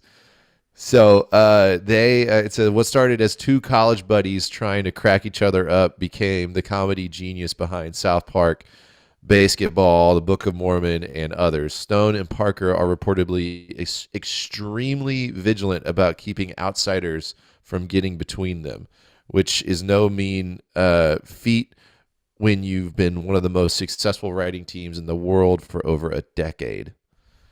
and they like their writing process is so cool. Like when they do South Park, they write and create this thing in under a week. Mm-hmm. Yeah. So they just get together, and they have a room of friends and comedians and stuff, and they just get together and they spitball and toss ideas around and then laugh, and like whatever just gets them laughing, they just write it down on a board, and then they just figure out how they're gonna get to all of that. And There's a small documentary that it's probably 30 or 45 minutes long, and it's like inside an episode of the making of South Park, and it is hilarious and stressful. And one of the funniest things is they have like, the legal lady that's, you can and cannot show this stuff on TV. Yeah. She's like, no. Like, no, try again. They're like, oh, come on. They're like, come on, what can we do? Yeah.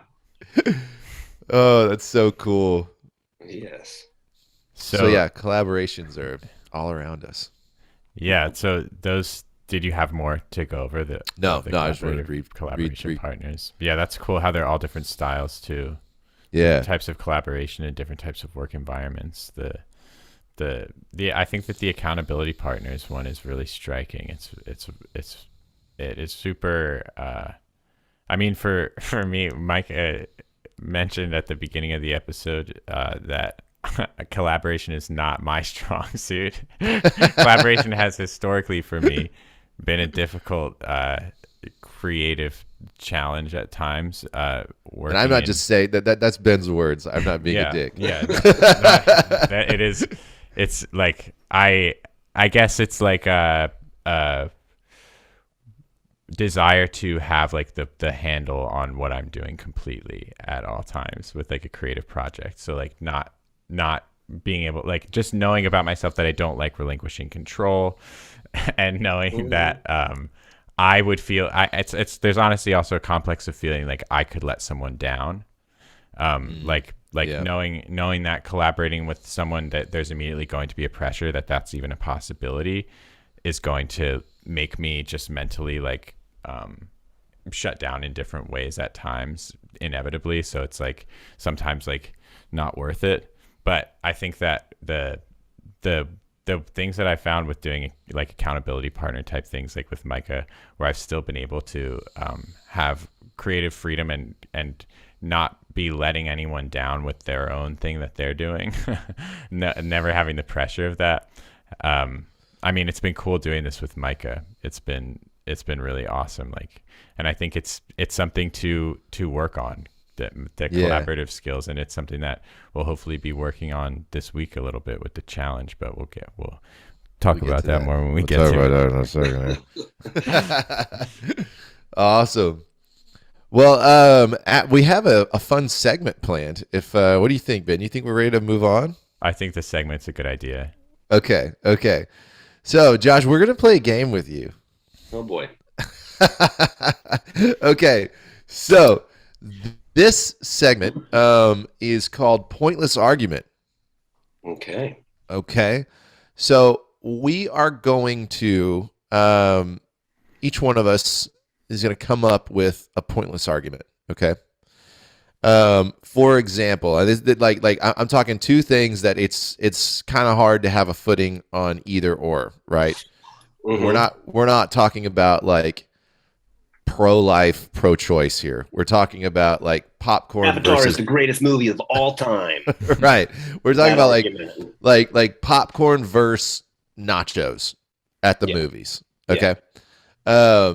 So think of a pointless argument. Mm-hmm. I've got one. Ben's got one. Need you to think of one. Okay. Don't say it yet. And you can think of one for. Take your time on it because we're gonna start. I think I want who wants. Okay, so who's gonna go first here? Ben, do you want to go first, or you want to give my topic first? So whoever gives the topic is going to be the judge. Yeah. And we're gonna go. We're gonna each do this. I mean, each one's gonna have about a minute. We're gonna do this in debate style. So you'll have a minute to state your point. The other person will have a minute to tear it down. The other person, and then you'll have a minute to rebut. Just 4 rounds. That's it. Okay, 4 rounds. Yes, Just yes. the debate back and forth, 4 rounds. That All works. right, that's what we're gonna do. Yeah. Okay, so yeah, Ben, why don't you Okay. Should I give mine first? Should I give my topic first? you want to be judge first, or do you want to? I could dive go in either first? way. I could go either way. Okay. Why don't I'll be judge first. Okay.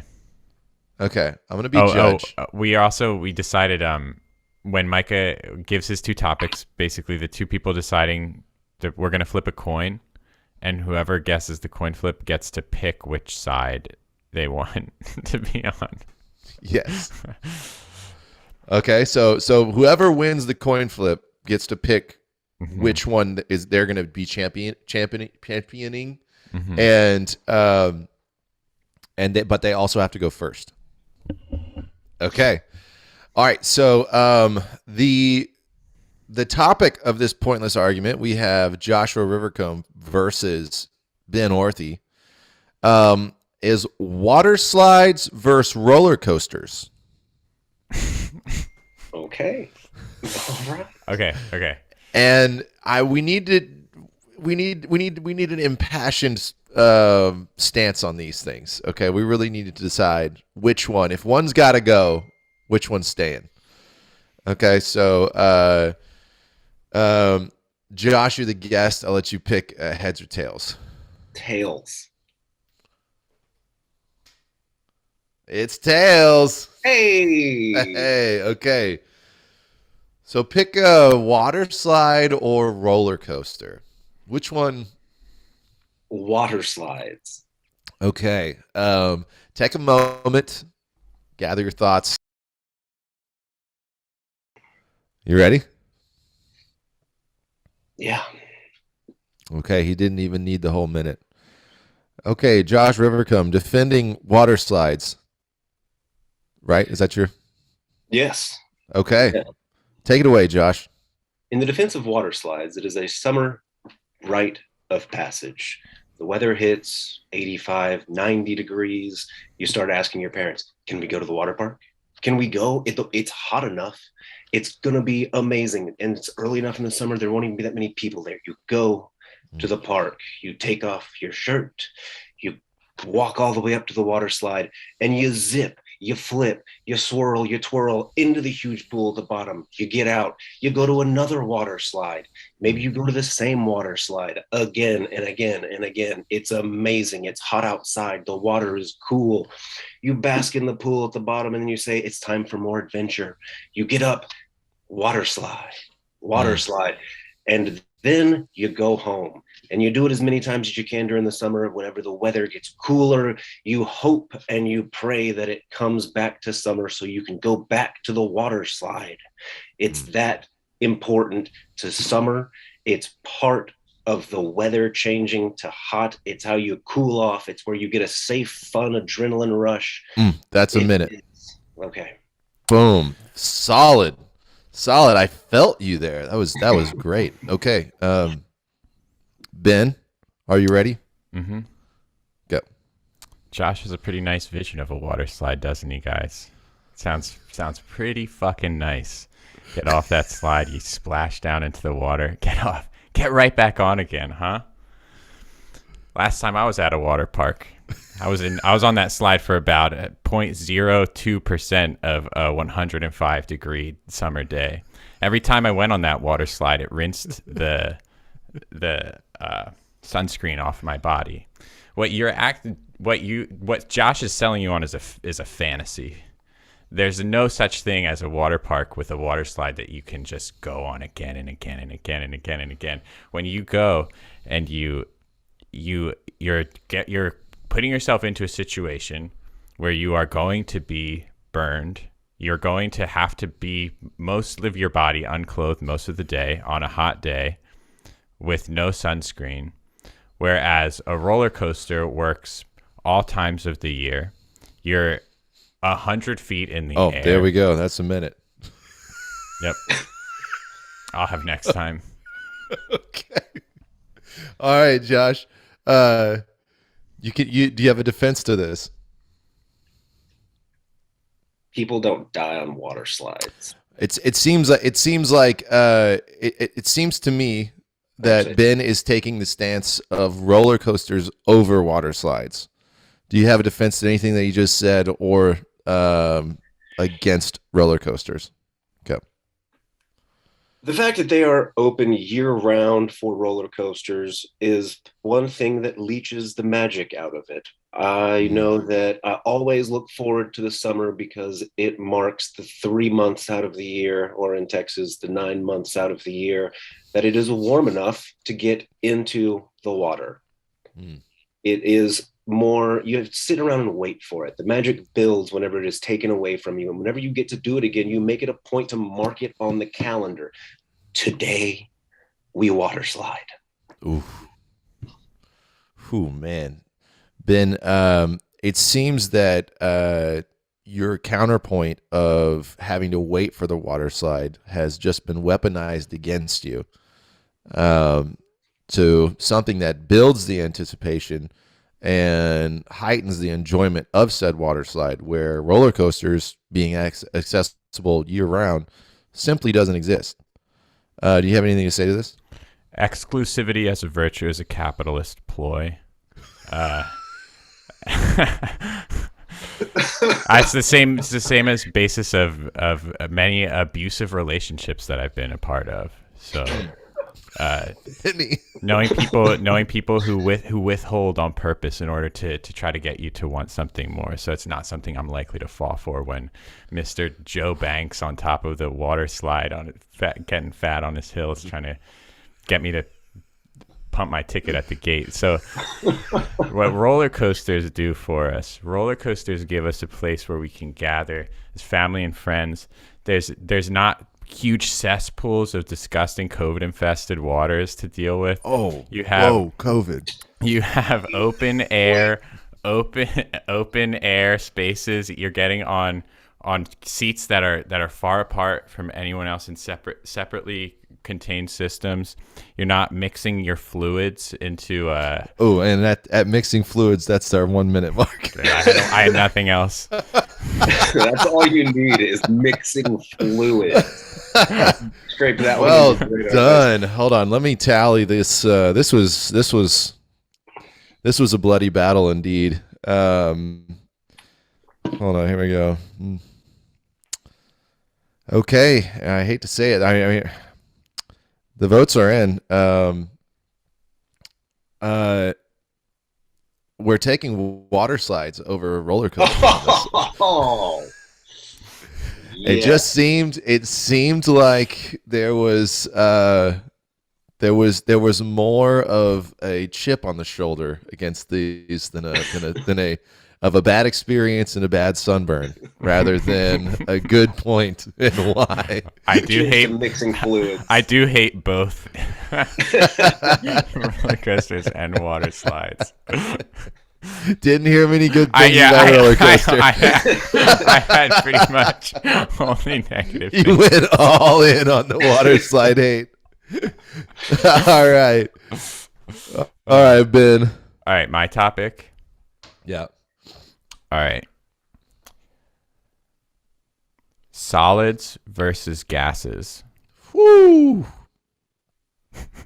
At the types of matter. Types of matter. Solids versus gases. Solid and gases. Okay. All right. Yeah. All right. Josh, it's you and me. What's a solid? What's a gas? All right. This is going to be a good argument.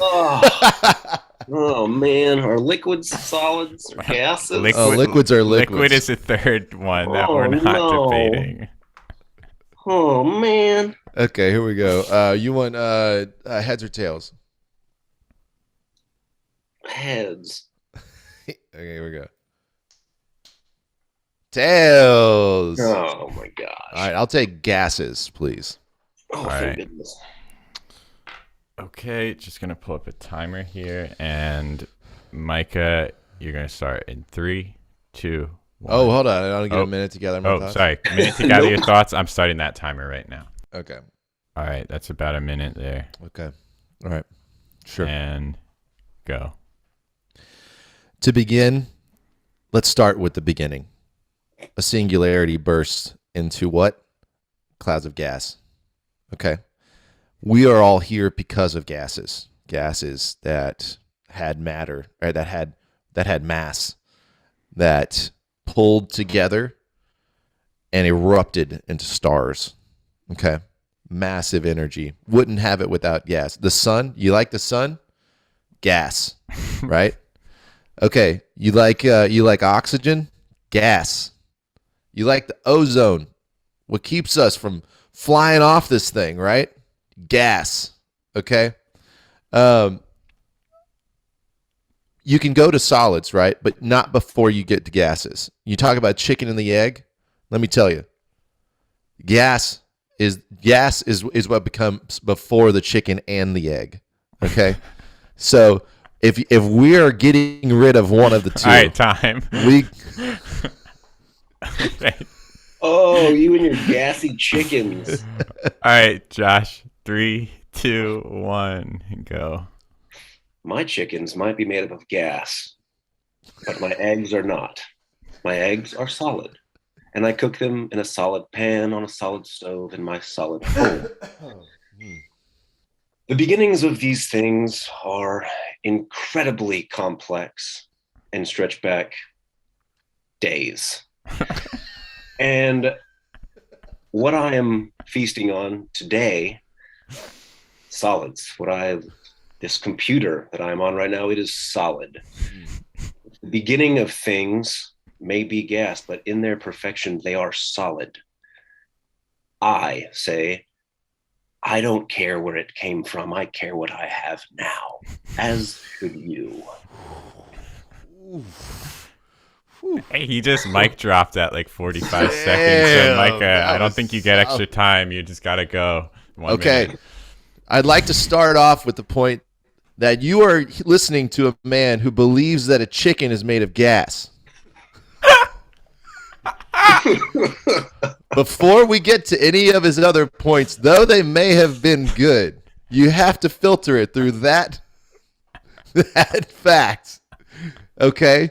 So going from there, once again, without the gaseous chicken and the solid egg, what comes before both of those? I tell you, gas does. Gas that started this universe. Gas that fills our lungs. Yes, you may be cooking on that stove. Yes, and what brings the sweet aroma to your nose? Gas. Let me tell you something right here. How you cooking on that stove? Gas. Okay? Without the propane to burn that thing. It's the gas. All right, and Josh, one final rebuttal. You've got 1 minute. Take it away. The gas may assist in cooking that chicken, but what killed that chicken? The blade in my hand, which is certainly not a fart, sir. And when I eat that chicken or the chicken bacon, I'm using a fork. And I can eat it raw, because chicken bacon is perfectly safe. The chicken and bacons. So, my table is not made of gas. My bacon chickens are totally fine. So are my pig thighs and buffalo asparagus, which are all solids. And I buy them from a solid Central Market, not a gassy Kroger. This man is just saying words. Out of turn. Order in court.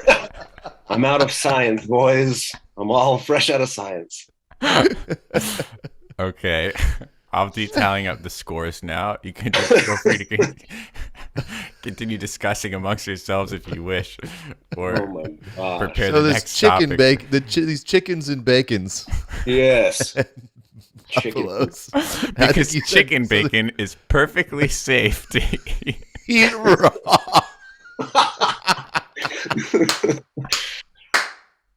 Oh. I thought you were going to mention how your Okay. fork is a solid. Oh, yeah. No, you went from the fork to how eating raw chicken bacon is fine. Okay. I think The judges have finished tallying up the points. It was incredibly close. But after losing a point for speaking out of turn, that did set the scales in Josh's favor. And also, science trumps everything. And also, it was noted at the beginning of your second round, Micah, it was an ad hominem logical fallacy. So, attacking the content of his character over the how stupid he must be. Golly. So that was also marked against you. Jeez. I didn't know the audience was full of pansies. Chicken bacon face. Nicely done. Solids win. Damn it. Thought I had that one. But my fiery temper. You have to. It was that you have to appreciate what you have right now. It was good. It was a message that connected with the judges. That was good. All right, Josh, you're the judge. What are we debating? Film versus theater. That's not so pointless. I think we need to dull that down a little bit. We can dull that down. Okay. That's true. Okay. You can have definite stances on that one. That's true. I'm talking like grape jelly versus strawberry jelly. You know, something along those lines. Crunchy peanut butter, smooth peanut butter? I can make it work. Yeah. Yeah, absolutely. Okay. Yeah. I'll just have to go with that. Okay. I'll pick heads. Okay. I'm tails flipping. Dropped it.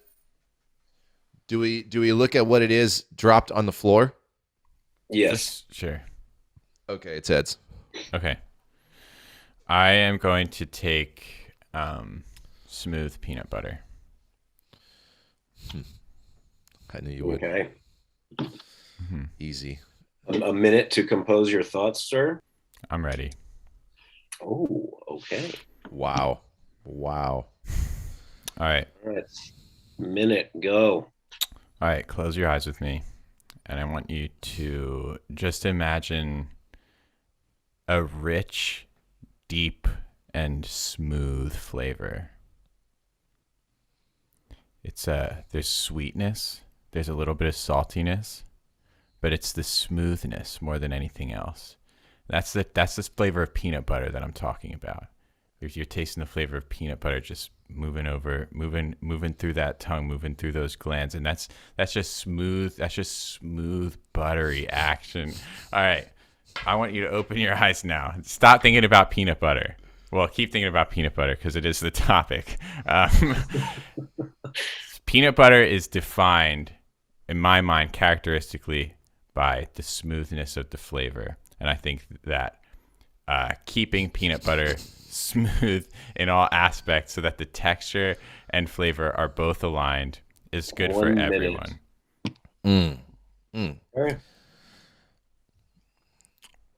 Although saying smooth as many times as you can in a minute is convincing, I don't think it's going to be enough, and I don't think it should be enough to sway your vote on this. The problem with people today is that people want the easy, smooth road, but real results and real character comes from working for something. When you bite into crunchy peanut butter, you got to want it, and you got to chew that before you swallow it, and it is a reward, and that is a lesson that people need to know today because they're looking for handouts, and I, for one, am sick of it. That's why I put crunchy peanut butter on my sandwiches. Okay.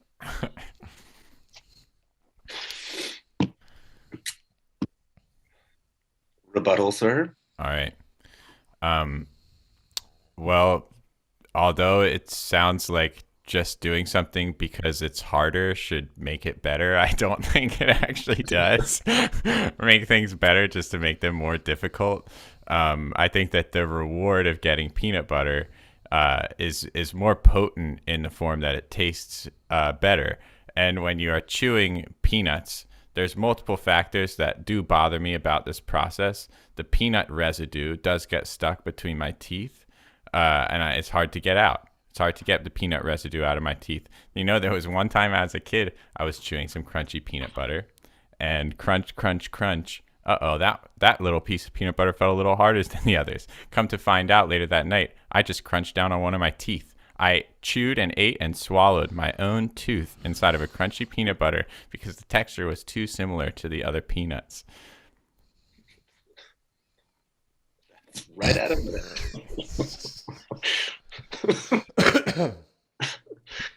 Mr. Kennard. Now, all crunchy peanut butters are not made the same.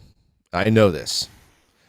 As Ben here has stated, he could not tell the difference between teeth and peanut butter crunch. This is not, I don't know where this peanut butter was from, and I would also say that a smooth peanut butter that was eaten well past its due date would probably have another foul taste or experience in it, as did his crunchy peanut butter. But a crunchy peanut butter delivered well within its due date, the work to get through it, we're talking about crunch here. Crunch is as important as smoothness. Think about Nestle's Crunch Bar. Boom. Delicious. Let's also talk about crunching into a cookie, crunching into a chip. All delightful things. You can have this in a peanut butter experience with crunchy peanut butter. Well said, and right at a minute. Let me see here. Let's see.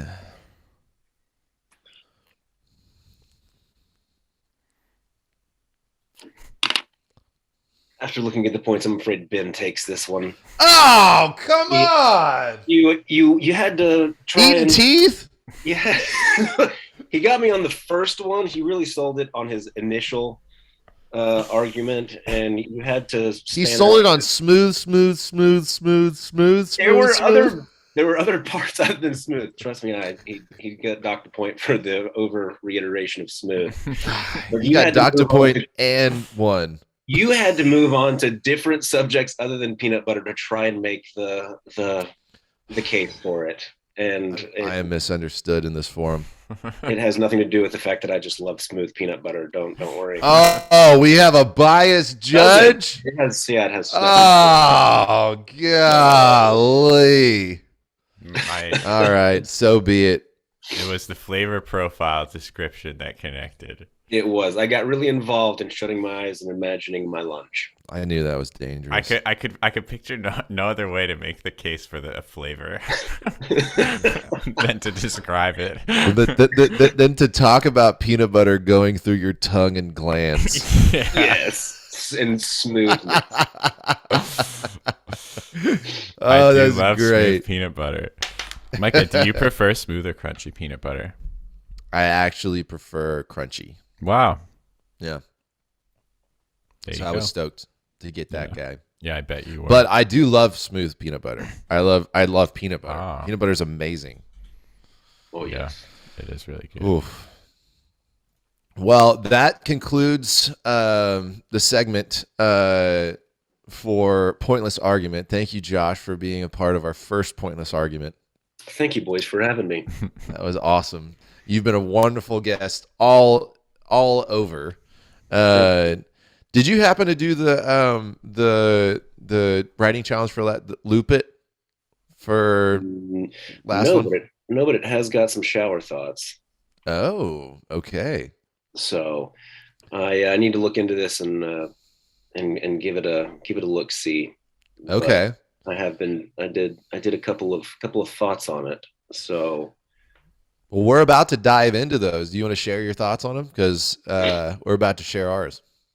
Yeah, I was just thinking, I was like, okay, so you have these time, and you're getting a completely ignorant of the actual, I don't know anything about what y'all have been talking about or written down. So these are shower thoughts. And I was like, so you've got like Groundhog Day, you've got, the 24-hour loop that he is stuck in for, what is arguably decades or something. And I was like, what if it was like, you get the Miss Peregrine loop where it's a certain location and it's been going on, since World War II. What if there were different loops that people were involved in for different amounts of time? And what if this guy's got a 10-day loop, this guy's got a year loop? And what if you have guys that have been in 10-year loops for hundreds of years and they are repeating the same 10 years? So they go through 10 years and then they go back to the beginning, and they have a plan for what the next 10 years will be. And I don't know if those are geographically located or if there are, say you've got a guy in a 10-year loop and he's been running it for a century. And then you've got, in that 10-year loop, he's got guys that are working for him that are in different staggering 1-year loops, 2-year loops. And that is so cool. He's just running that loop, and he's like, how much longer are you in this for? And they've got like, I got 7 months until I start over again. He's like, then I need you to get this done because the next guy that's coming in has, just something along that lines. And then basically fell down in the shower trying to wrap my mind around how that that would be crazy if the loops were their births and deaths.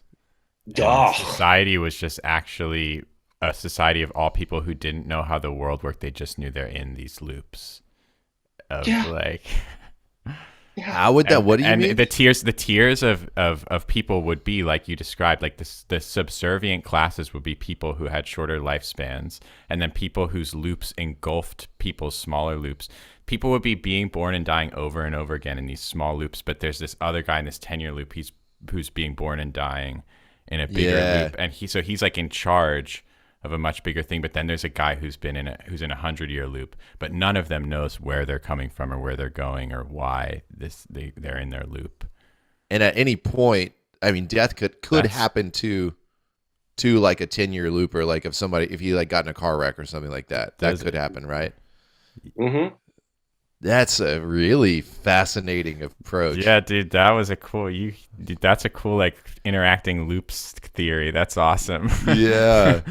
That was one of those things where you think about, I thought about it and I was like, that's as far as I can go with that. I don't think I'm smart enough to wrap my mind around how that works. Dude, next time we do loop it, we should try doing interacting loops within loops, loops within loops. Yeah, that's it. It's so cool. I can watch Looper. I love that. Josh, it was so good meeting you. Thank you for coming on the show. Good to meet you, Ben. Thank you guys for having me. Yeah. Yes, absolutely, dude. I love you so much, and we'll have you back on. Got to do it. And also get that chair time in. We got to read these rats. Got to. Maybe I'll have some ready for y'all next time. Sounds good, brother. See you guys. See ya. Later. Let's dive into these challenges. What was the challenge? The challenge was loop it, to write something that loops. So this was supposed to be a story that begins where it ends where it begins, and can, in theory, continue in that loop for forever. Okay. Gotcha. Yeah. And it was open to interpretation. There was no word count on it. Mm-hmm. It could be a song. It could be a poem. It could be a story. Sentence, whatever. yeah. Sentence. Yeah. Okay. Cool. All right. All right. So this one is from Maddie. This is from my sister, actually. All right. A very nice little loop. This is a word-based story. It's called Push. I'd forgotten how gentle the push was that was sending me over the edge. Somehow the softness of it makes it easier to accept as I silently descend. For the past 70 years, I'd gone through stages of sickness, dread, anger, avoidance, then surrender, acceptance, and finally anticipation of my final moments falling. Ultimately, I wouldn't change anything about my past, and I knew with absolute certainty that the young girl who had pushed me had no chance at all in breaking the cycle. I had taken a fateful misstep when I had crossed my own time stream and set my existence balancing on a sharp line. Veering off would mean the slow collapse of everything, so I'd gone back and told myself what I'd have to do, how I'd have to live, that I'd have to kill to keep that balance in check. When I was young, I didn't know it was myself who I had pushed, nor did I see myself in the face of the middle-aged woman who had come to me a year before with the command. She had let me remain blissfully unaware for a little while longer. I didn't know this at the time, but she had only just discovered that it would be herself there, withered and waiting. How had she convinced me to commit this murder? It was horrible, the idea of pushing an old helpless woman to her death. I was no murderer, but somehow she knew how to persuade me, as if she knew the inner workings of my own mind. Now I'm here, looking at the hunched back and wispy white hair of someone I don't recognize. I don't call to her.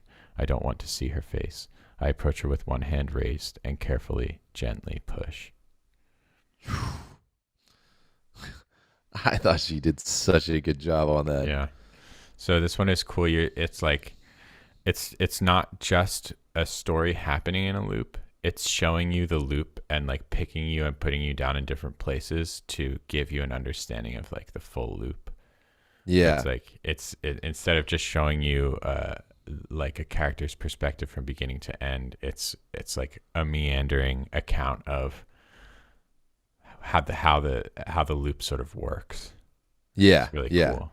It's a 70-year loop where at 70 years she gets pushed off by herself as a little girl, and by middle age she comes across the little girl and basically tells her To push the old lady, which will be her. Yeah. And she knows And so, at that point that she's the little girl, but she doesn't know that she's the old lady. right. And the I like, we've talked about this before, but I like I always like downplaying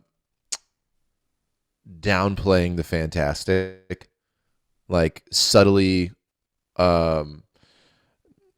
like to the side mentioning something, amazing, but it's just a part of the world. And I liked how she did that with I knew it had to be done when what she say? I crossed she said, my own time stream. Yeah, I crossed my own time stream. Like there's no context to that. It doesn't show like how she crossed her own time stream. When did this start? Because that gives the illusion, or that tells the story that there was a time when this did not loop. Mm-hmm. And but she somehow crossed her own time stream. It's like, who is this? Like, how did this start? And then now that she did, she knows that she has to keep doing this or everything falls apart. Mm-hmm. That's awesome. That's something that you can, a story that you could write before that and after that. You could keep it going. Yeah. Way to go, Maddie. Thanks, Maddie. All right, I am going to read Brian's. Okay. Never healed. I was just lying there, ankles crossed beneath layers of blankets, hands over the top layer, slightly chill from the fans running full speed. I found myself staring at the one on the ceiling, a blur of rotating blades and shadows. My mind began wandering as it almost always did, but with more intensity. Thoughts of doubt, regret, and loathing typically assaulted me at the forefront of these interactions, jumping atop me and holding me down like my older brother would do when we were kids. The dark musings threatening to saturate me like the dangling string of spit from my brother's mouth that he would slurp back up just in time, reminding me he was in control and could hawk a snotty mess on me whenever he wanted, but chose not to. The only difference between these two likenesses was that my mental adversary, who more often than not was actually my own self, oh so regularly failed to hold back the wet saliva of negativity, and I would become stained with its odious mess.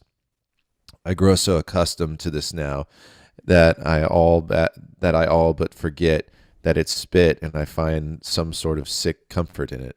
Like a breezy rainstorm after a hot day, it feels good, a relief in many ways, an excuse for why things are the way they are. But when it all stops and I see myself in the mirror, I'm drenched with false sentiment, and the clothes stick to my skin.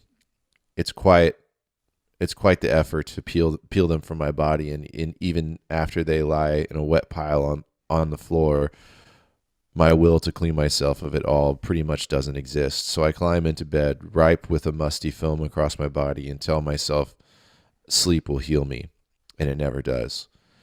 Morning comes either too quickly, or I am caught in a spell of anxiety and fear that has me ever wakeful. The echoing tones from my alarm send me into a panic, forcing myself to focus my blurry and weak vision enough to press a shaky finger on the screen to end the electronic screams. Another day ensues and I crawl through it, clouded by pain, pushed by need, wrapped with fear. The journey back home is oft weighed down from the day, and as I slowly climb the many flights of stairs to my room, I sigh heavy sighs and breathe heavier breaths. Planting myself on the edge of my bed, I remove my shoes and cast them aside. Alone again with my many thoughts, I was just lying there, ankles crossed beneath the layers of blankets, hands over the top layer, slightly chill from the fans running full speed. Yeah, really good. Yeah, It's another approach to the loop. It's like a loop of consequence. It's like a loop of it's a loop of it is a full loop, right? Because it's like the whole story that we're given is looping. We're given the mental state, and and so it's really interesting. It's like the realm that Brian took it to loop it was a realm that looping is real in.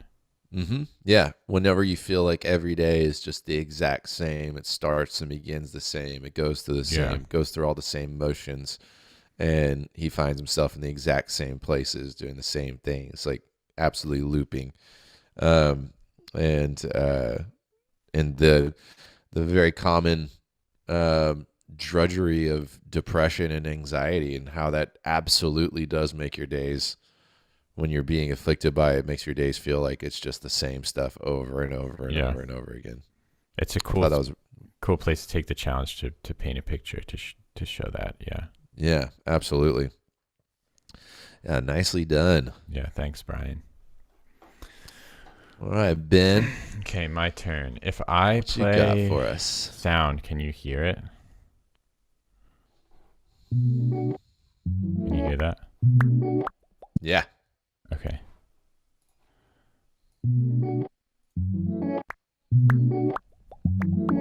If you wanna tell me how I could've done it better, honey, I'm all ears. But I gotta be honest, shit got a little too complicated to be measuring myself with someone else's code of ethics. So no offense, but I would guess I'm just gonna keep on doing what I do the best. And if you wanna tell me how I could've done it better, honey, I'm all ears. But I gotta be honest, shit got a little too complicated to be measuring myself with someone else's code of ethics.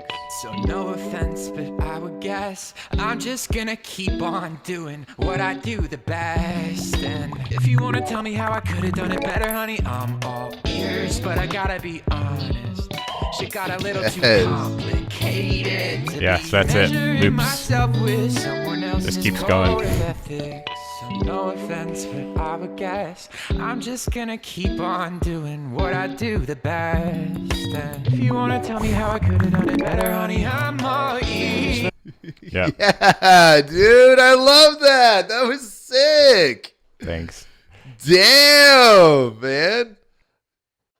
I also like those runs I heard in there, man. It was like some Timberlake stuff. Thank you. Yeah. That's it. Holy shit, that was sick.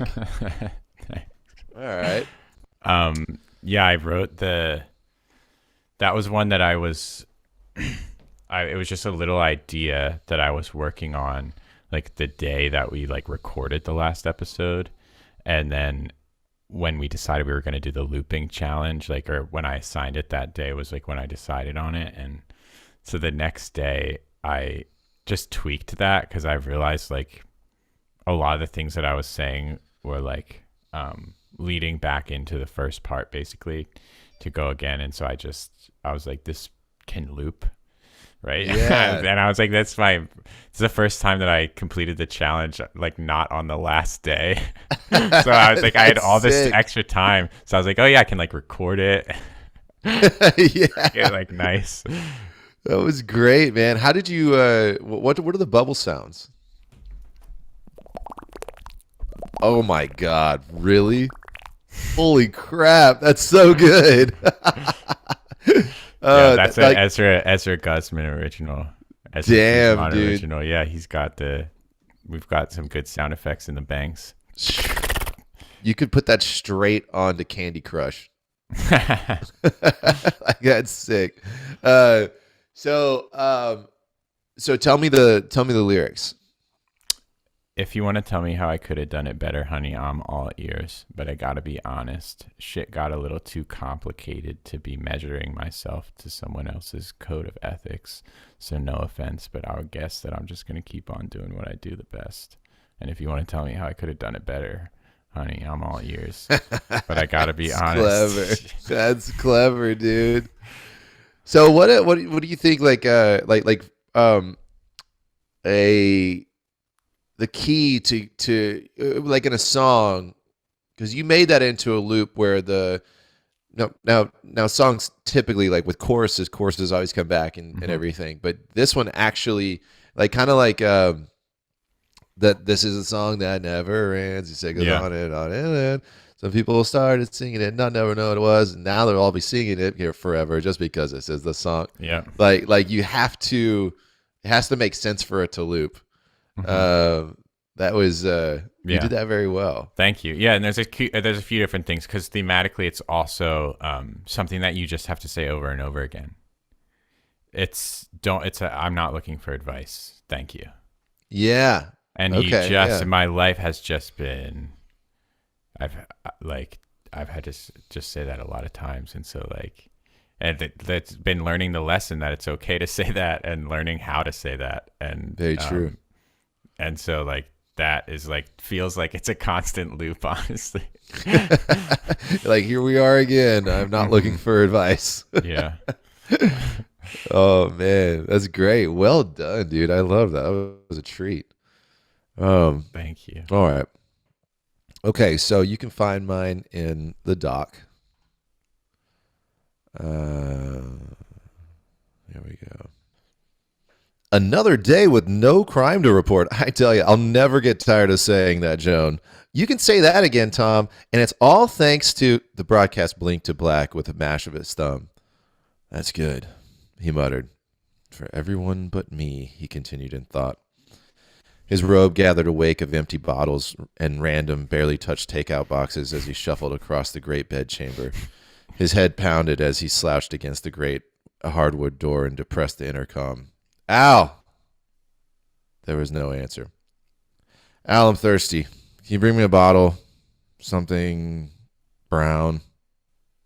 There was still no answer. And some BC powder, please. Nothing. Al! After another moment of silence, he released the intercom. For fuck's sake, I'll get it myself. He heaved open the giant door and made his way down the vaulted hall to the grand staircase. Burps arose and sputtered from his lips as he jostled without rhythm down the atrium. A set of keys, motorcycle jacket, and muddy boots lay discarded across the floor. He laughed. Whoops. Don't remember that. Guess I made it home. A moment later, he was in the staff kitchen, where a note stuck to the spirit cellar read, Al's gone. You fired him. Bruce. Oh, yeah. Thanks, me. Shit. How many days has it been? Rubbing his eyes, he descended into the cellar and returned with a dusty bottle. Wiping off the top, he bit the cork and plopped it into a bar stool at the large prep island. With a pop, he pried the cork and spit it to the floor, staring once more at the aged bottle. Thanks, Dad. Always said I'd never touch your private stock. Guess things change. He put the bottle to his lips and pulled hard, his Adam's apple bouncing as he guzzled until tears squeezed from his squinting eyes. He gasped and slammed the bottle down. Oh, Pop! You were a stout bastard, weren't you? Maybe you just liked the burn. The pain. His head nodded toward his feet where he saw a black mask on the ground. He snatched it up by one of the pointed ears and set it on the table in front of him. Well, how nice to see a familiar face. The black visage stared back silently with hollow eyes. Hey, I see you looking at my bottle. You want some of this? The dark domino continued its stoic scowl. Well, you can't. Sorry, you're done. Plus, it's my dad's. He continued to stare at the mask while taking another large pull from the bottle. Hey, stop fucking looking at me. Neither broke their stare. You don't know shit, and you're done. You hear? His jaw tightened and lips sneered. You're done!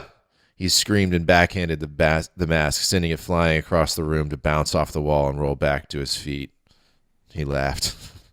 Forget it, I need some air. As he shoved himself out of the stool and to his feet, the room spun. Oh, yeah. Dad and I, we like the strong stuff. He staggered back to the atrium and crouched over the boots, staggered over the boots, quickly losing his balance and rolling onto his back with bottle hand held high. I didn't spill. Don't worry, Dad. I'm not wasting your stock.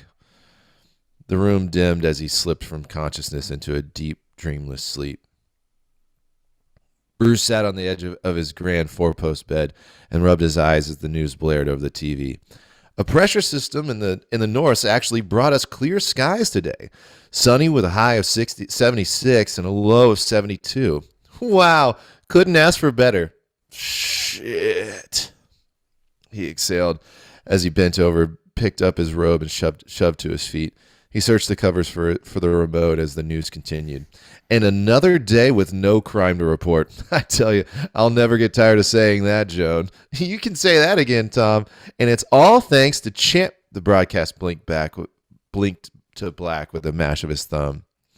That's good, he muttered. For everyone but me, he continued in thought. He made his way to the intercom. Al. There was no response. Al, I'm thirsty. After receiving no response from his multiple calls, he conceded. For fuck's sake, I'll get it myself. He made his way down the stairs through the atrium where his jacket, boots, and keys lay strewn about, and finally to the spirit cellar and the kitchen staff, where a note to himself reminded him that he'd fired his beloved butler. Oh, yeah. Thanks, me. He grabbed a dusty bottle from his late father's private stock. He just felt led to it, so he bit the cork and began to drink himself into a stupor at the prep table. He found a black mask laying near his bar stool and set it on the table in front of him. Do you want some of this? He asked the dark visage. You can't. You're done. After more attempts at conversation failed, its silence enraged him. It mocked him. He screamed, You're done! He slapped the mask across the room and lurched himself to his feet. He needed some air, so he sauntered to his boots, but collapsed reaching for them and slipped into a dreamless sleep, muttering assurances to his father's ghost. The front door creaked open, and a gaunt man in a lab coat scurried over to the sleeping Bruce. Behind him trailed a team of orderly assistants who waited patiently around the doctor as and his study. Behavior, identical. Vitals, in positive rate of decline. He extended his hand expectantly, cueing the nearest orderly to fumble a clipboard into his hands. After scribbling down his findings, he stood, straightened his coat, cleared his throat, and pronounced, Today marks the 100th loop. Subject's health is in steady decline, while behavior remains identical. Estimated time of death in 5 days, 6 hours, and 37 minutes. The precise moment midnight will strike on Champions Day. Sir, you've done it. You've caught the bat. A towering figure darkened the doorway, drawing the gaze of everyone present. All hail the eternal victor, champion! At that, the attendants dropped to their knees and bowed as a gilded boot stepped forth, ushering a golden golem of a man, skin shining like the sun. Today I've proved my namesake yet again, for I have achieved where all before me failed. I have purified this land of the villainous swine this fool before you warred with time and time again, lacking the metal to bring true justice, the finality of death, to those who would do harm to innocents, only cost more lives than he ever thought spared. Blinded by false righteousness, this impostor locks evil away in matchstick cells, strong enough only to allow him to feed upon the glory of half-victory, staying drunk on heroism bestowed by the people he puppets. Before his cells break, evil escapes, and his encroaching sobriety yearns another fix. The only true defeat is death. The throne seats but one. In 5 days' time, this last villain will fall as the people of Gotham celebrate true heroism, crowning me their protector, while this false knight dies in the very shadows he lived. All hail, champion! The enraptured doctor exclaimed. Hail! The attendants repeated.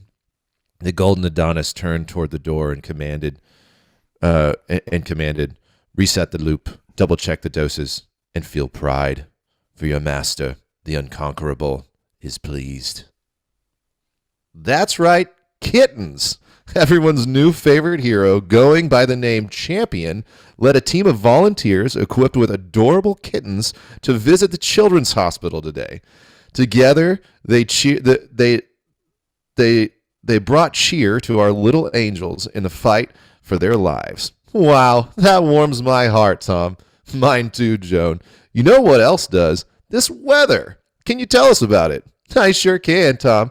A pressure system in the north actually brought us clear skies today. Sunny with a high of 76 and a low... Oh.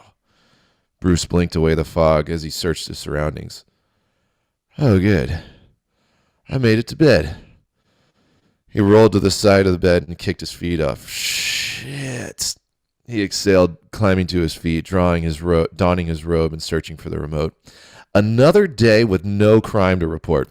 I tell you, I'll never get tired of saying that, Joan. You can say that again, Tom. And it's all thanks to Champion. The broadcast blinked to black with a mash of his thumb. That's good, he muttered. For everyone but me, he continued in thought. After failed attempts to contact the butler he forgot he fired, he found himself in the spirit cellar dusting off an old bottle. Next, he was arguing with a mask in the kitchen, and finally he wobbled over his boots in the atrium before collapsing into a dreamless sleep. The door creaked, and a gaunt man, followed by a team of orderlies, rushed into the room. After assessing the sleeping Bruce, the man stood and cleared his throat. Today marks the 100th loop. Subject's health is in steady decline, while behavior remains identical. Estimated time of death, 5 days, 6 hours, and 37 minutes. The precise moment midnight will strike on Champion's Day. Sir, you've done it. You've caught the bat. Remarkable. A caped figure stood in front of a monitor and two-way mirror as hospital staff assisted a gold-skinned giant of a man strapped to a table and hooked to a myriad of tubes and wires, crescendoing in a massive headpiece that resembled an old diver's helm retrofitted with screens and the day's latest tech in the other room. I honestly should say the same to you, sir. We thought him completely unbeatable. Yet here he is, tamed and alive. All thanks to you. The man operating the monitor said, glancing up at the masked observer. There's no victory here. Just a sick man who wanted to rid the world of evil in all the wrong ways. The caper turned and took a step toward the door. Sir, how'd you know how to stop him? The technician asked. His name's Champion. The hooded man glanced over his shoulder. Befuddled, the technician repeated, His name? A true champion will never stop until he's won. The only way to beat him without killing him is to make him believe he's won. The Cape Crusader took another step toward the door. So that's what this thing does? The tech persisted. Every day it manifests what he perceives as his greatest victory in a neurally stimulated virtual reality while keeping his body sedated, the figure explained. The tech puffed his cheeks. Man, he must really hate you. The Dark Knight glanced over his shoulder once more. Everyone here at Arkham hates me. Just keep the power running. And in a puff of smoke, the giant bat-like figure was gone. Very cool, dude. That's crazy. You had a whole loop, and then the breaking of the loop and everything. A loop and a loop and a break of the loop. It's great. How long is this? It's 1,800 words. Wow, like almost 2,000. There you go. And that's first draft too. That was I finished it today. I mean, it's impressive. Thanks. Yeah, I love the how it actually repeats. It's like New Game Plus. It repeats and you get to read it again, but like it's changed to match the tone of you're reading it a second time. So like slight things are different, and then like, it speeds up a little bit. It speeds up a little bit, and you get like a little bit farther in the word that he's trying to not hear on TV. Yeah. I wanted to. When I started it, I wanted to start it a little bit before when you heard it the last time. Yeah. Gotcha. That makes sense. Yeah. It went back a little farther each time. And that like knowing that, I don't know, it felt like immediately. Wait. Can you explain to me if was it so Champion was in a virtual reality thinking he was Batman? Having lost? Yeah. So originally, like this was like when I was talking about in the beginning, where I was like, I had this idea, but it was just so crazy and out there, but it just seemed like fun. I've never written fan fiction.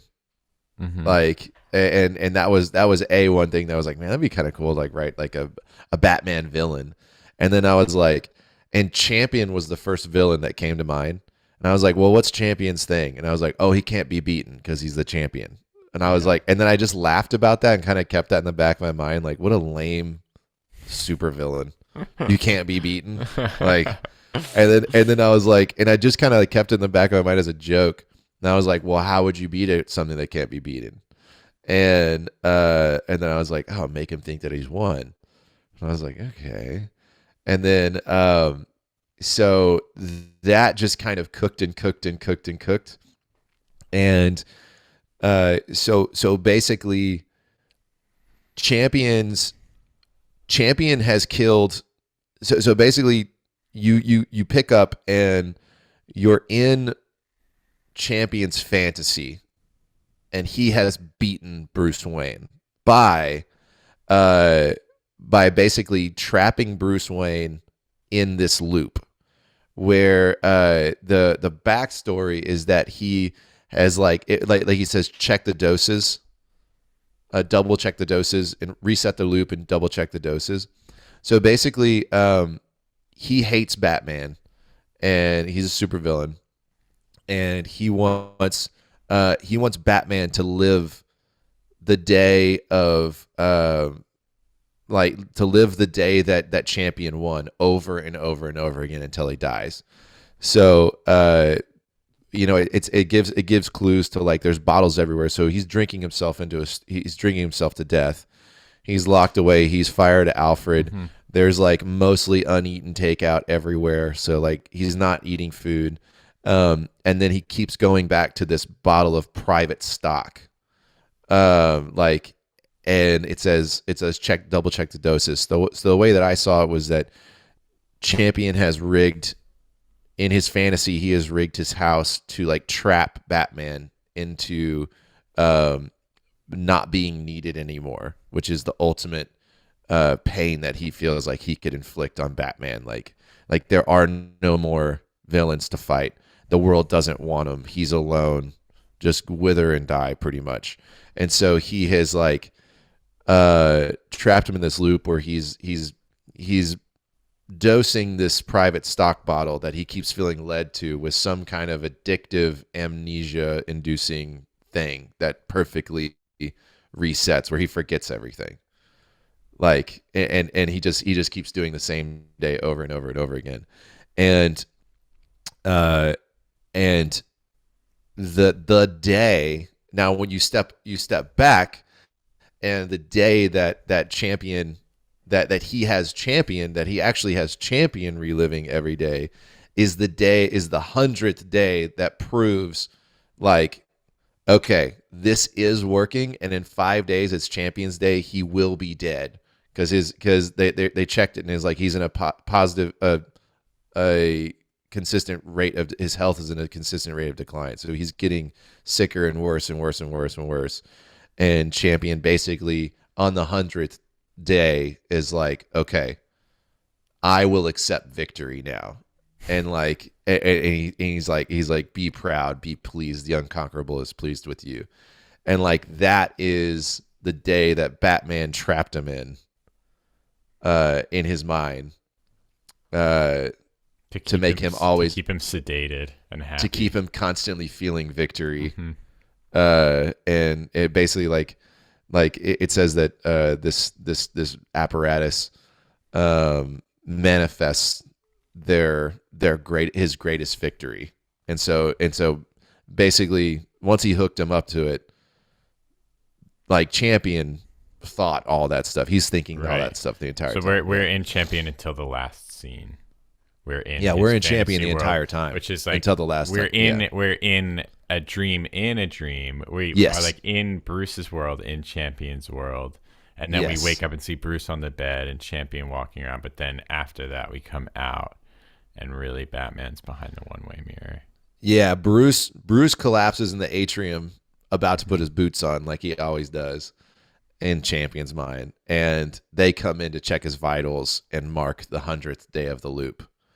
And basically start the countdown to Champion's Day, where Bruce will die and he will become on Champion. He wants Bruce. He's dosed this to where Bruce dies on Champion's Day, and on the 100th day he claims victory. So there's almost like a loop within a loop. It's sort of like Josh was talking about. Yeah, when he said that, I got stoked. I was like, oh, loops and loops. Yeah, well, that's an excellent entry to the challenge. Oh, thank you. Thank you for writing something so loopy. It was pretty loopy. I had a lot of fun with it. That was so cool. Fan fiction is dope. Yeah, for sure. Well, we did. You wrote for the first challenge, the dog one. What did you write? Oh, well, I guess. 101 Dalmatians. Yeah, 101 Dalmatians. That's fan fiction. Yeah. And then I guess I mainly written well, Fast and Furious is we all had to do fanfic for that one. Yeah, that that's was, true. Part That's of the challenge. All right, I'm just a liar. I do like fan fiction, and I write it a lot. Yeah, I was thinking yeah, never mind. Oh, also, the challenge did say max 800 words. It did? I thought we blew that off. We said there's no minimum word count. But we'll just gloss over. I'm not going to include me saying this in the episode. Well, you can totally include that. But no, that's hilarious. I thought I was under the impression that whenever you did the bleep in on the episode, and you said, "Hey guys, so on this one, let's just blow the walls off." So, damn it, I blew the walls off. Well, I'm glad that you did. I was reading it. I was I thought that that essentially it was 800 words, and you were gonna loop the 800 words and change. You were gonna say the loop was 800 words, but then I changed details about it in each time. Oh. And that's another cool take. But you're totally fine. I was I'm glad that Micah had a chance to write the long story that he's always wanted to, because it's I can see how your scope always gets pulled in so much, and it's getting to see one in its fully fleshed out form is great. That was I'm glad that was you did it. Yeah, that was full. That was no walls, full breathing. Yeah. Badass. That was so fun. Good challenge. And great submissions, everybody. Yeah, thanks everyone for sending in. So we just have to, I think, intro the challenge left. Yeah. All right. Let's talk about it. So we have an exciting thing that we're working on right now to kind of just hold true to our commitment to try to foster a community of writers here. Mm-hmm. And we are actually going to start a Discord channel where we can share ideas and discuss and meet. And Ben, tell us a little bit more about what all this is going to offer. Yeah, so come and join our Discord channel. It should be wherever you found this video, whether it's our website, an Instagram post, or the YouTube description, or wherever it is. You should be able to find some link to our Discord at this point. We'll have up, and you'll just click into that. If you don't have a Discord account, it's mainly an online chat room platform, but it's for creating servers around topics. So Right Guys is going to have its own Discord server. So you'll join that, and then there'll be like chat rooms and places where you can go and interact with other people. And this next challenge, going off our theme of collaboration, is going to be collaborative. So this next challenge, we're going to be asking you to pair up with another writer. That's obviously something that any of you can do in your life. If you have your own writing partner like Micah and Josh have been writing partners for a long time, like if you have someone who you know like that, and you want to pair up, that's excellent.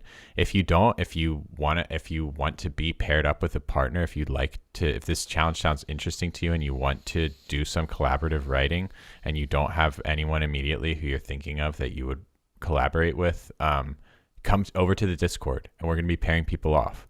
We're going to be getting people grouped up to do the challenge in groups of 2, and we're going to be making new friends along the way. We're going to be fostering a whole community. So yeah, come join the Discord. It's going to be really cool. There's also going to be other stuff there. There's going to be, places for you to just chat with Micah and I about writing in general, topic boards, discussions, things like places to submit your work to get critiqued. Yeah.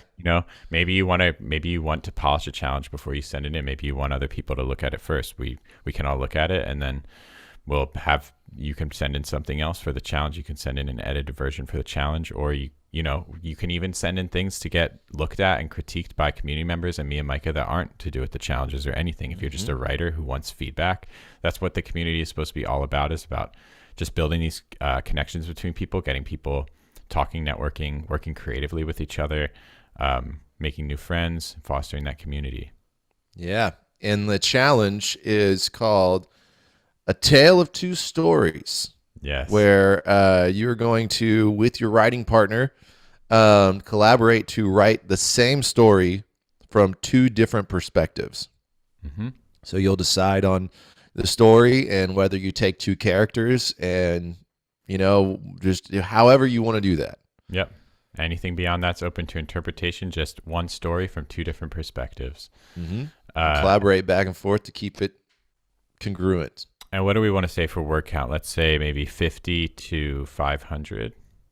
Yeah, 500 sounds good. 50 to 500 for this one. Yeah. All right, I'm excited. So are we going to turn in 2 stories per group? Mm-hmm. So a total of 1,000 words. Oh yeah, but it shouldn't be like you can read one and the next one's continuing where the first one left off. It's like it's telling the same part of a story from 2 different perspectives, or telling the same story from 2 different perspectives. Yes. Yeah. Okay, cool. Yep, that's what it is. So yeah, Boom. each person can send them in separately, or you could if you can attach multiple files on the website, you could feel free to send them together. Or put them in the same document if you want to do it that way. However you want to do it works. Do part 1, part 2, whatever. Yeah. Make sure there's a way that we can tell they're connected if you send them separately. Like give them the same name, code it somehow, write a description at the top of what the one is. Just get creative with it. Yeah, we'll figure it out. But yeah, I'm stoked about the Discord. We'll see you guys in it, and we will see y'all on the next episode. Yeah, it's good talking to you, Micah. Always great talking to you, Ben. Love you, bud. All right, love you. All right, bye, guys. Right, guys, out.